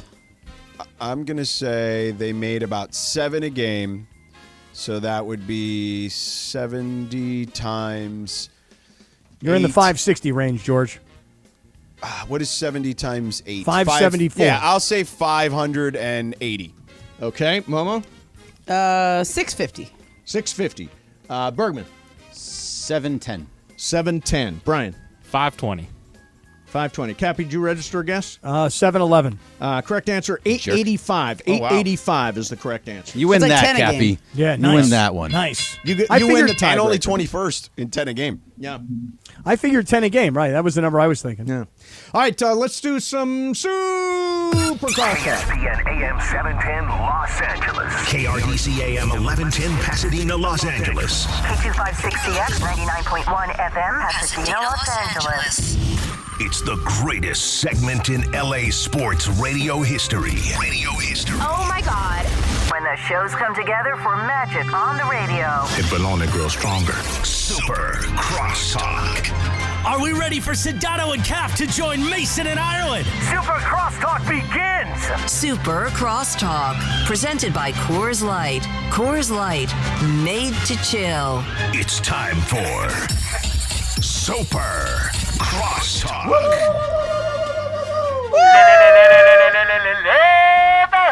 I wish the audience could have heard the 45 seconds of that intro and you and me just having a discussion about the weekend of football. Yeah. Well, I said, Bergman asked me first thing this morning, how was your weekend? I'm like, how the hell do you think my weekend That's not was? what he said, though. Yeah, that's not. I didn't say it quite There was like more that. expletive deleted words there. Bergman, I came in very, very cranky today. Absolutely did. And it's Who fine. is a better troll, Bergman or Jorge? Today, Bergman. Yeah, no, I was trolling on purpose. You were definitely trolling. Wait, But, so I mean, this but asking how Jorge's your good, weekend though. was. Asking how your weekend was not trolling. It was just it's a normal. It's a Monday. Well, hey, how was your no, weekend? it doesn't matter. Well, hold on. Did you say how was your weekend, or did you say how was your weekend? No, I said how was your weekend. It was You just didn't say anything flat. like, So, hey, how was Mace, flat? did you Your see the weekend? UCLA game? You didn't say that? I didn't say he that. did- but I waited he for the did air. bring up UCLA on the air. Yeah, well, because that's where you troll. Is on the air, not in I know. person. Stanford, man, they made you think for a second they'd be okay moving forward. And Yeah, then, Momo 29 Stanford. I points did in not the think second for a half. second we'd be okay and moving then you forward. had, what was up with the tree? The tree had a different look this Dude, week. we have the weirdest tree this year. I am Yeah. not a fan. What's different? I don't know. Let me It take looked like picture. a It looks like a stupid. recycled tree. It's like Oh, that's nice. that is Environmentally nice. friendly. Everybody's gonna, no. I friendly took tree. a picture of it. I'm going to send it to you. It's stupid. Okay, it's stupid. Cappy, But Mace, is this the fight that happened between you and Bergie? Because I heard you say earlier that you guys got into a fight straight away this morning. yeah, I disputed everything that he said. He Okay, threw a for- bunch of stuff at me. Like, About for what? example, Caleb Williams is going to walk away now. Okay. I don't believe it. Oh, I I can buy said it. I don't said believe after another loss, but it's still the same thing. Yeah, Same- I the don't- premise I is don't still the believe same. he will. No, I don't mean believe he will. not before Cal. You got to put up big numbers against Cal. And then you walk away. Well, what? Walk away before the Washington game? He's not going to walk away with them having a chance to win the Pac-12 championship. Still. that's But he has no chance at the CFP, and isn't that more Okay. important? But like, what is Of what? course, but Greg, it's not like you have nothing to play See, for. this no, is- but okay. this is the idea. The idea is that you've lost 2 games. I mean, you're done, stealing your Emmanuel season's over. Acho's take. Is that what you're doing? No, I didn't hear Emmanuel Acho's take, but Yeah. if he had I the same described take, it that's for you. interesting. He said he has much more to lose by playing than he does to get. Yeah. If Yeah, he- I don't he's been subscribe to sacked that. 14 times in the last 3 games. If he gets hurt back there, you're going to hurt your stock. He's not playing for anything anymore because you're not playing for the championship. A Pac-12 championship doesn't do he's anything not, for he's him. not gonna. I mean, he's not gonna play in the NFL for 11 months. Like, So what? So you go with a Yeah, I trainer. don't- You start getting ready for All right, football. well, this is why you guys were fighting because this whole situation. This is what prompted this fight. Is that right, Mace? That is correct. Okay. All right. No, I don't think he would. I don't think it's he a would. question. I don't think he's going to walk away. I don't think he's going to quit. God, I hope not. Yeah, I mean that would be Because terrible. you said it. You said it before. Your opinion, and I think everybody's opinion, of this young man. If you told me he didn't want to play in the Holiday Bowl, I'd go, yeah, okay, I get understand that, that, yeah. right? Like, I get it. But if you tell me he's not going to finish the season because he has to protect his NFL future, while people would go, yeah, I understand, I would not be one of those people. I'd be like, come on, bro. You got a whole team that's on your back. You got a ton of Wendy's commercials out there. Come on, man. If the team stunk out and they had nothing to play for the last couple weeks of the season, I'd be okay with that because if I were him, I would tell Lincoln, What do not you only mean? does it help me, but you can then start Malachi, give him a little run before next year. I'm talking about the last couple games. Yeah, but right. those last couple of games are like at Oregon and home UCLA. Yeah, you can't miss those. I don't think you can Not miss going voluntarily. to Autzen Stadium. If they lose out, let's say they lose to Cal. Okay, Oh. then you're screwed. Okay, forget well, it. then you just Then step you out. just say tell everybody you're hurt. I mean, just lie. He probably will be after getting not a smashed bad in the call. backfield Yeah. every game. Here's what's interesting about this. So I was looking at stuff today, and Kyle Whittingham obviously has built a phenomenal program at Utah. They're tough as hell, man. They are tough. They're badasses. They are really, really good. They're tough-nosed and all that stuff. They have 3 starters that came through the transfer portal. USC's got 9 starters that came through the transfer portal. Momo brought up this idea of these mercenary guys who pop in for their senior year to try, and that can't necessarily come together as a cohesive team because there's not been continuity. I buy that. Florida I buy State that. has a lot of transfer portal Do guys. they? And they I don't remember the exact number, but they have a number of them, including their best wide receiver in Keon Coleman. So, Did they lose this weekend to Duke? No. They did. Oh, they wound up winning that game.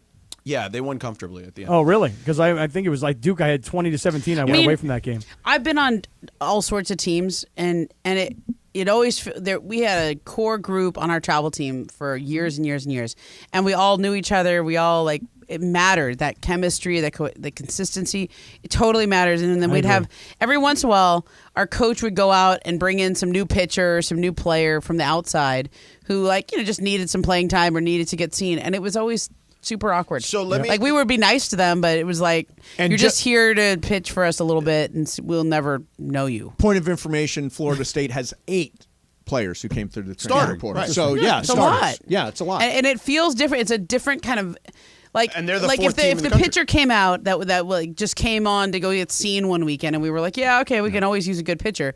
They would pitch for us, and then if they got hit a little bit, it's like we didn't have her back as much. But you didn't have that support because you just came on like a mercenary, and then you were going to be gone next week. But here's the difference, particularly with football. The body is more mature. Okay, you're bringing in a player who's going to have to take punishment on a regular basis, and their body is more mature than a freshman who doesn't have the experience, let's say, or even a sophomore even, that doesn't have the body makeup that this particular junior or senior may have, and also the experience that junior or senior may have. So I understand from a baseball perspective or a softball perspective, I could totally buy it. But I think football's a little different. Because of that, and there's always in college football, there's always constant change. Yeah, anyway. there's a lot of dudes. But I would dig in just one level deeper, which is this: are we saying that USC has 9 new starters that are first year USC transfers? Yes, correct. Okay. And are you saying that Florida State has eight yes. exact same stats? But there's 11 starters on each side of the ball, so it's 9 out of 22. Okay. Yeah. And then, almost half. And then the Utah guys has 3 that are starters this year, and this is their first year at Utah. Yep. Okay. Right, but Utah has to build a program. I'll give you a perfect example. So this weekend I did Cappy's alma mater, Pitt, at Wake Forest. How'd they do? Didn't work out so great for Pitt no, at the end. They're terrible. But it was actually a very controversial ending. Oh, yeah? And chaotic. But the Wake Forest coach, Wake Forest is a small private school with a lot of smart kids, not Stanford, but like sort of in that same kind of mold, right? Mm-hmm. And he says, we can't compete in the transfer portal because kids, first of all, it's hard to get kids in here. Yep. Second of all, it's not only just getting in, it's also keeping them here. That's right. That's actually a big deal. So he says we got to be a program builder, not we got to build a program, not a team. Right. Every year. I would agree with that, and I think that. But not every school needs to do that. No, but it's a good statement though, George, because here's the thing about USC. And I don't know if you guys feel this way, or maybe I'm just feeling this way because they've lost 2 straight games, but I have felt like they got here quickly. Caleb won the Heisman his first year, and it's just kind of more about utilizing him for as long as you've got him, get him gone. The next kid will come in, I don't feel like there is a program being built. Now, on the other hand, you look at Utah. George, you and I talked about this a few weeks ago. How are they trying to build their program? How are they trying to keep their kids around? Did you guys see the story of the 85 scholarship players that all received brand new truck leases for their entire time? Wow. So that's a way of saying, hey, we're going to take care of you, and we need to keep you. And by the way, you look at this young man who is their quarterback this weekend, their third-string quarterback. The coach said it after the game. They've got a Heisman Trophy winner. We've got a pig farmer. This kid was a third-string quarterback. He was a walk-on. He wasn't recruited and given a scholarship. He was a walk-on. So this is a non-serious comment to your very serious observation there, Cap. Yeah, I'm really into it, Ramona. Go. Really 85 players all with the same truck lease. Like, how do you know which car is yours? That's a good question. Like, you're leaving the parking lot and everybody's got the same car. Yeah. Probably their numbers are probably on the truck, like the their emergency thing. You got to press the button, wait for it to beep. Yeah. One of these is mine. These are the things I think of. Yeah. Your number's on the license plate. George and I travel a lot. So do you have like your rental car thing? Yeah. I always pick the car with the out-of-state plate so I can find my car. Mm-hmm. Yeah, right. See, I, on the contrary, pick, especially in a college town, I pick the state. I used to do that when I was doing MBA, but college fans are weird, and if you pick the wrong state... Oh, yeah, it could be a problem for you, yeah. See, I never know where I parked at any event. Yeah. I've wandered around Dodger Stadium in particular. Yeah. I have wandered around Dodger Stadium, pressing the button, No, Mace, you got to take a picture. No, you got to take a picture now. Yeah. When you park, you take a or picture. drop a pin. I don't understand dropping a pin. I don't Nobody either. tells me how to I do don't this. really know how I to do don't it think either. you should drop a pin. I don't think it's a good idea. Take a picture. Everybody Take a says picture. drop a pin. I'm No, like, I don't don't know just how to drop a drop a pin. I I don't don't either. know. I know how to People drop a tell pin. me that, I'm sharing my location with you. I don't know. Yeah, I don't No, know. I know how to do it. I know how to drop a pin. Yeah, but I don't dude. know how to. I don't know how to find the person after they've dropped the Right. pin to me, and I look it up. I'm like, I Yeah. still can't find you. Yeah. Right. But here's the other part of this equation. The cars or USC? USC. Okay, got it. Lincoln Riley hasn't. I mean, he's very good at offense. Yes, he is. And he's very good at coaching quarterbacks. Mm-hmm. He really hasn't had a tremendous. He's had a lot of wins, but hasn't had any actual real success. Not yet. Not at SC. And know I don't what know that he's getting there. I mean, listen, that was people in Oklahoma say the same thing, and then people said, "Oh, it's sour grapes, this, that, and the other." But he didn't finish the job there. Mm-hmm. Yeah. And by the way, do you think he'll finish the job here or No try to chance. jump somewhere else? No chance. You don't think he's going to stay? No, he's not going to. He's a man of 40 years here. old. Why not? No. You think he's not surviving? Why? Not that he's not surviving, that he'll jump somewhere else. No, and the reason I think he'll jump somewhere else is because he'll be like, I got to get out of here. SC sounds like a good deal, and the money is insane, and the ability to recruit top-level offensive players, all of those things are kind of baked in.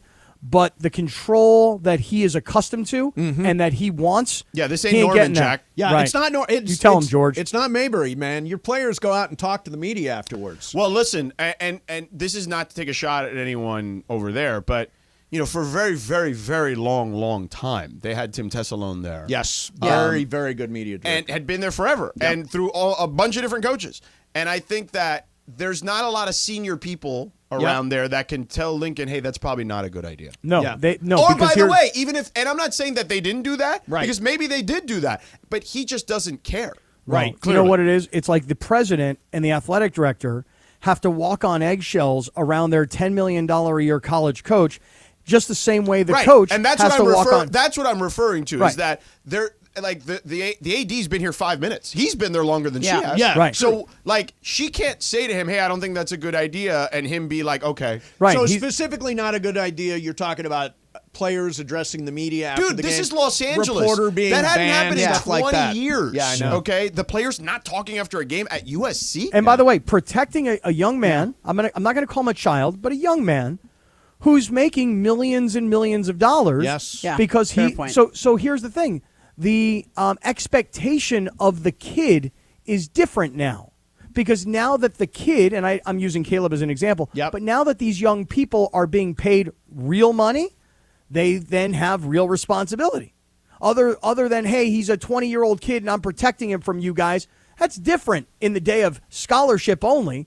But in the day of Wendy's commercials, no, man, that guy has a responsibility. I don't care about Wendy's commercials or not. Like, I think to me, the reality is you are the quarterback of the team. Yes. Okay? You got to talk. A lot of the grief. And by the way, would handle it Totally impeccably. fine. Yeah. Yes. He's great at this. He is one of the guys that I've seen at that age that is incredibly savvy, number one, at dealing with the media, and also has the perfect demeanor for it. Yes. Like, he's done a million interviews. This isn't like some freshman kid who has never played before. He won the Heisman last year. And gave a 10-minute master incredible class speech. Yeah, I mean, it's unreal. Yeah. By the way, he could have been the kid.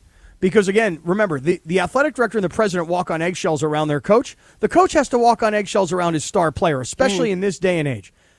It wasn't that way. It used to not be that way, but it is today. But I don't think Caleb Williams was the reason he didn't talk. But just as a possibility. I mean, his coach is a little bit of a, he gets chapped very quickly. I he's understand. very defensive. But everybody saw Caleb at the end of the game sitting on the bench, right? And kind of just sitting there and thinking it all out, and the field has already been emptied, et cetera. And then he kind of takes his time moseying off the field. And is it conceivable that they said, hey, you got to go do this media obligation? He's like, no, I don't. They're like, yeah, we kind of it's possible. It's but possible, I'm but not I mean, it's speculating completely about speculative. a kid. Yeah. Okay? Of course I'm speculating. But I'm not going to speculate about the kid. Like I have a history of the coach doing more things like that than the kid doing what you suggested. And by the way, it's even if Caleb didn't speak, somebody else would come out and talk. Right. What? No other player? No other Not players? one? And that to me, that's a coach thing. Right. And that to me is look, bottom line is this. Regardless of who or why, you have a team in Los Angeles, California. This is not Norman, Oklahoma. We've said it a million times. This isn't Penn State. This isn't Michigan. These aren't small markets where everything is revolving around the school. You're playing in the same fishbowl as LeBron James, as a team that won the Super Bowl as 2 Dave years ago. Roberts. Yeah, who got his Roberts. bobblehead smashed on this at this station. As Sean McVay. You're playing in the major leagues of media college markets, sports, media markets. Exactly. And so, to me, look, the bottom line is these guys know that their season is toast. So- and we can sit here and talk about they're going to win the Pac-12, but George, you pointed it out at the beginning of the year. You thought the end of their schedule was intentionally, maliciously built this way by the conference. If so, it's going to probably work. Now, it's funny about so this week I have Virginia and Miami. The Emily Hebel game. Oh, yeah, with, that's Virginia. right. Virginia, yeah. Mario Cristobal just went through probably the worst 2 weeks a head coach can go through. Right. With the not kneeling and then going into North Carolina, taking a lead at halftime, and then getting obliterated in the second half. Yeah. There weren't any and they're not LA, but they're like a top 10, 15 market. Yeah, right. They spoke after that game that they didn't kneel. The players spoke after that game. Come on, man. This is ridiculous. Yeah, it is. I mean, it's a joke. This is not what they're it is a joke. Like it's just a cop out. And again, you either got to deal with the way it's been done here, but if not, like I'm okay not talking about USC if he's going to act like this. Like I'm okay with not talking about. And you know I'm what? actually enjoying watching him fall apart. I mean, I hate to be such a hater, but I am a hater. in this case. I'm not a hater I because am. I think I am. I think he and I said it and I still believe that he could be the best thing that could have happened to this program. Yeah. But the way he has handled it since it got tough. The smallest amount of adversity. Yeah. Okay, and now you're just like, Although- I'm going to take my ball and go home. But in Well, right. fairness, Who's the child? fairness, Who's the child and who's the adult? He's playing in a weird. People are like, "What are you going to play for?" It's that question exists out there. Like USC fans are like, "Well, college football playoff. That's it for the season. What do they have to but play the for?" answer to Caleb that is Williams this. walk away. All this The stuff. answer to that is this: we still have a shot to win the conference. Correct. That is the answer. That's That is the exactly answer. what the answer. Not this defensive nonsense of, well, we don't come in here just with the mindset of having to win a championship every. Well, really, because that actually is the worst answer you could have given. Well, and the question was, how do you reassess your goals? And so, hey, here's the deal. We're not going to win the national championship. We're not going to be in the college football playoff, but we can still win the conference. So that's going to be our top priority. And by the way, even though it has not happened yet in the college football playoff era that a 2-loss team has made it, it doesn't mean it can't happen. Like there could be chaos here over the next month. Well, yeah, and a half. I mean, in a weird way, if you think about this, if USC was to, and I don't believe they will, but if they were to really buy into Lincoln Riley, those And win out. players, and win out, look, Ohio State. It's not impossible. Ohio State and Michigan still have to play each other, Yep. right? Not that I'm saying this is going to happen, but there is a mathematical chance still. Sure. So why take that position if you're him? It's just a lose-lose situation, and it makes you look like a sore loser. And you get no benefit of the doubt. None. No, because you've not been open. You've not been invited people to get a look at what's going on. I mean, I just think it's a lack of connection. He's insular. Yeah, it's just a lack of connection in general. I mean, does he do events with alumni groups? Does he go? I'm sure he connect does with that students on stuff. campus? I'm guessing he takes care I'm of sure the he does donors. all that Yeah. stuff. That's a big part Like of it. But that Momo, stuff I I'm heard not what you worried said about. earlier about going to see Mac Brown down in Texas, Yeah. and him getting to know who you were, and him every week having like a lunch, Yeah. and like that's the way you get the media to be quote unquote on your side. Dude, even It's not even on your side. You just get the benefit of the doubt. Like when things go wrong, you get the benefit of the doubt. You get to have a couple games like this where people go, he's actually where Mace is pointing out, hey, he's actually been really good for the program, and they've had 2 bad losses. Right. Okay, And you're not Nick Saban, who's won Yeah. 7 championships, by Yeah. the way. You know what I Right. mean? And even Nick, over the years, has softened some a little bit by Yeah. Nick standards. Also, this is like a larger point, but if I'm Caleb Williams, it's not so much that they lost or whatever it is, but like I want to speak for myself. Yes. I want to have a Agreed. public profile. Agreed. You're a Yeah. grown That's a good man. You're point. going to be the number 1 pick in the draft. I want people to hear what I have to say. Yeah. Yeah, a year from now, you're going to be facing Yeah. these questions from NFL reporters. So Right. why not get your practice in now? Yeah, Get some reps. Like I, as the leader of this team, I want to say something. Yeah. I would have, I mean, listen, I don't know how that works, but I would have at least tried to say something to your point. No question. All right, so That's it. You're done with us, huh? Yeah, Mace? I'm totally done. I'm just not in a good mood. Well, I mean, think about it. Your Rams lost. Your not in a good mood. Your Rams lost. How and, was and your weekend? the USC, referees, the That's how my Dodgers are weekend not was. in the Yeah. playoffs. Yeah. What, are we just rubbing it in now? And by the way, Arizona's got this 3-1 lead right now, and they're not going away so quickly. Well, good. I hope Is this they- a game 7 too? This No. is game 6. Game 6. So they but gotta win to Arizona's force a down game 3-2. 7. They got right, and they're up 3-1 right now. Could you imagine if the Bottom of third. Diamondbacks go back to the World Series? Oh, crazy.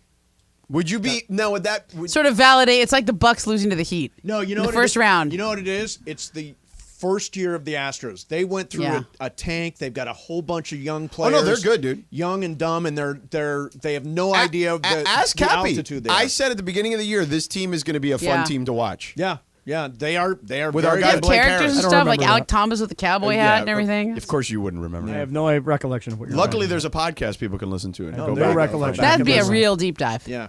All right, back that's to it. April. That's it. Ireland is back there. tomorrow from Denver as we get ready for the opener against the defending champion Nuggets. Yeah. Excited Momo, for you that. excited? Yeah, well, these two teams don't like each other.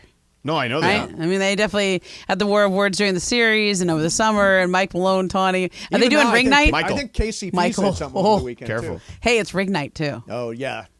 That's It's always a gonna be little always letdown. fun. Always a little letdown. No, ring night is tough for the people who are getting those. Yeah, they're all that's what I emotional mean. and stuff. Although Jokic would be like, whatever. Oh, he Can we won't, do this right. later? He'll Yeah. still score 40. Can we Exactly. do this later? All right, so get you ready for Lakers tomorrow night. Momo, thank you very much for Thank you. stepping in. Ireland's live from Denver tomorrow. Coming up now, a mini version of Shadano and Cap leading up to Game 7, Oh. Rangers versus Astros. Just an hour and 40 minutes of stupidity. There you go.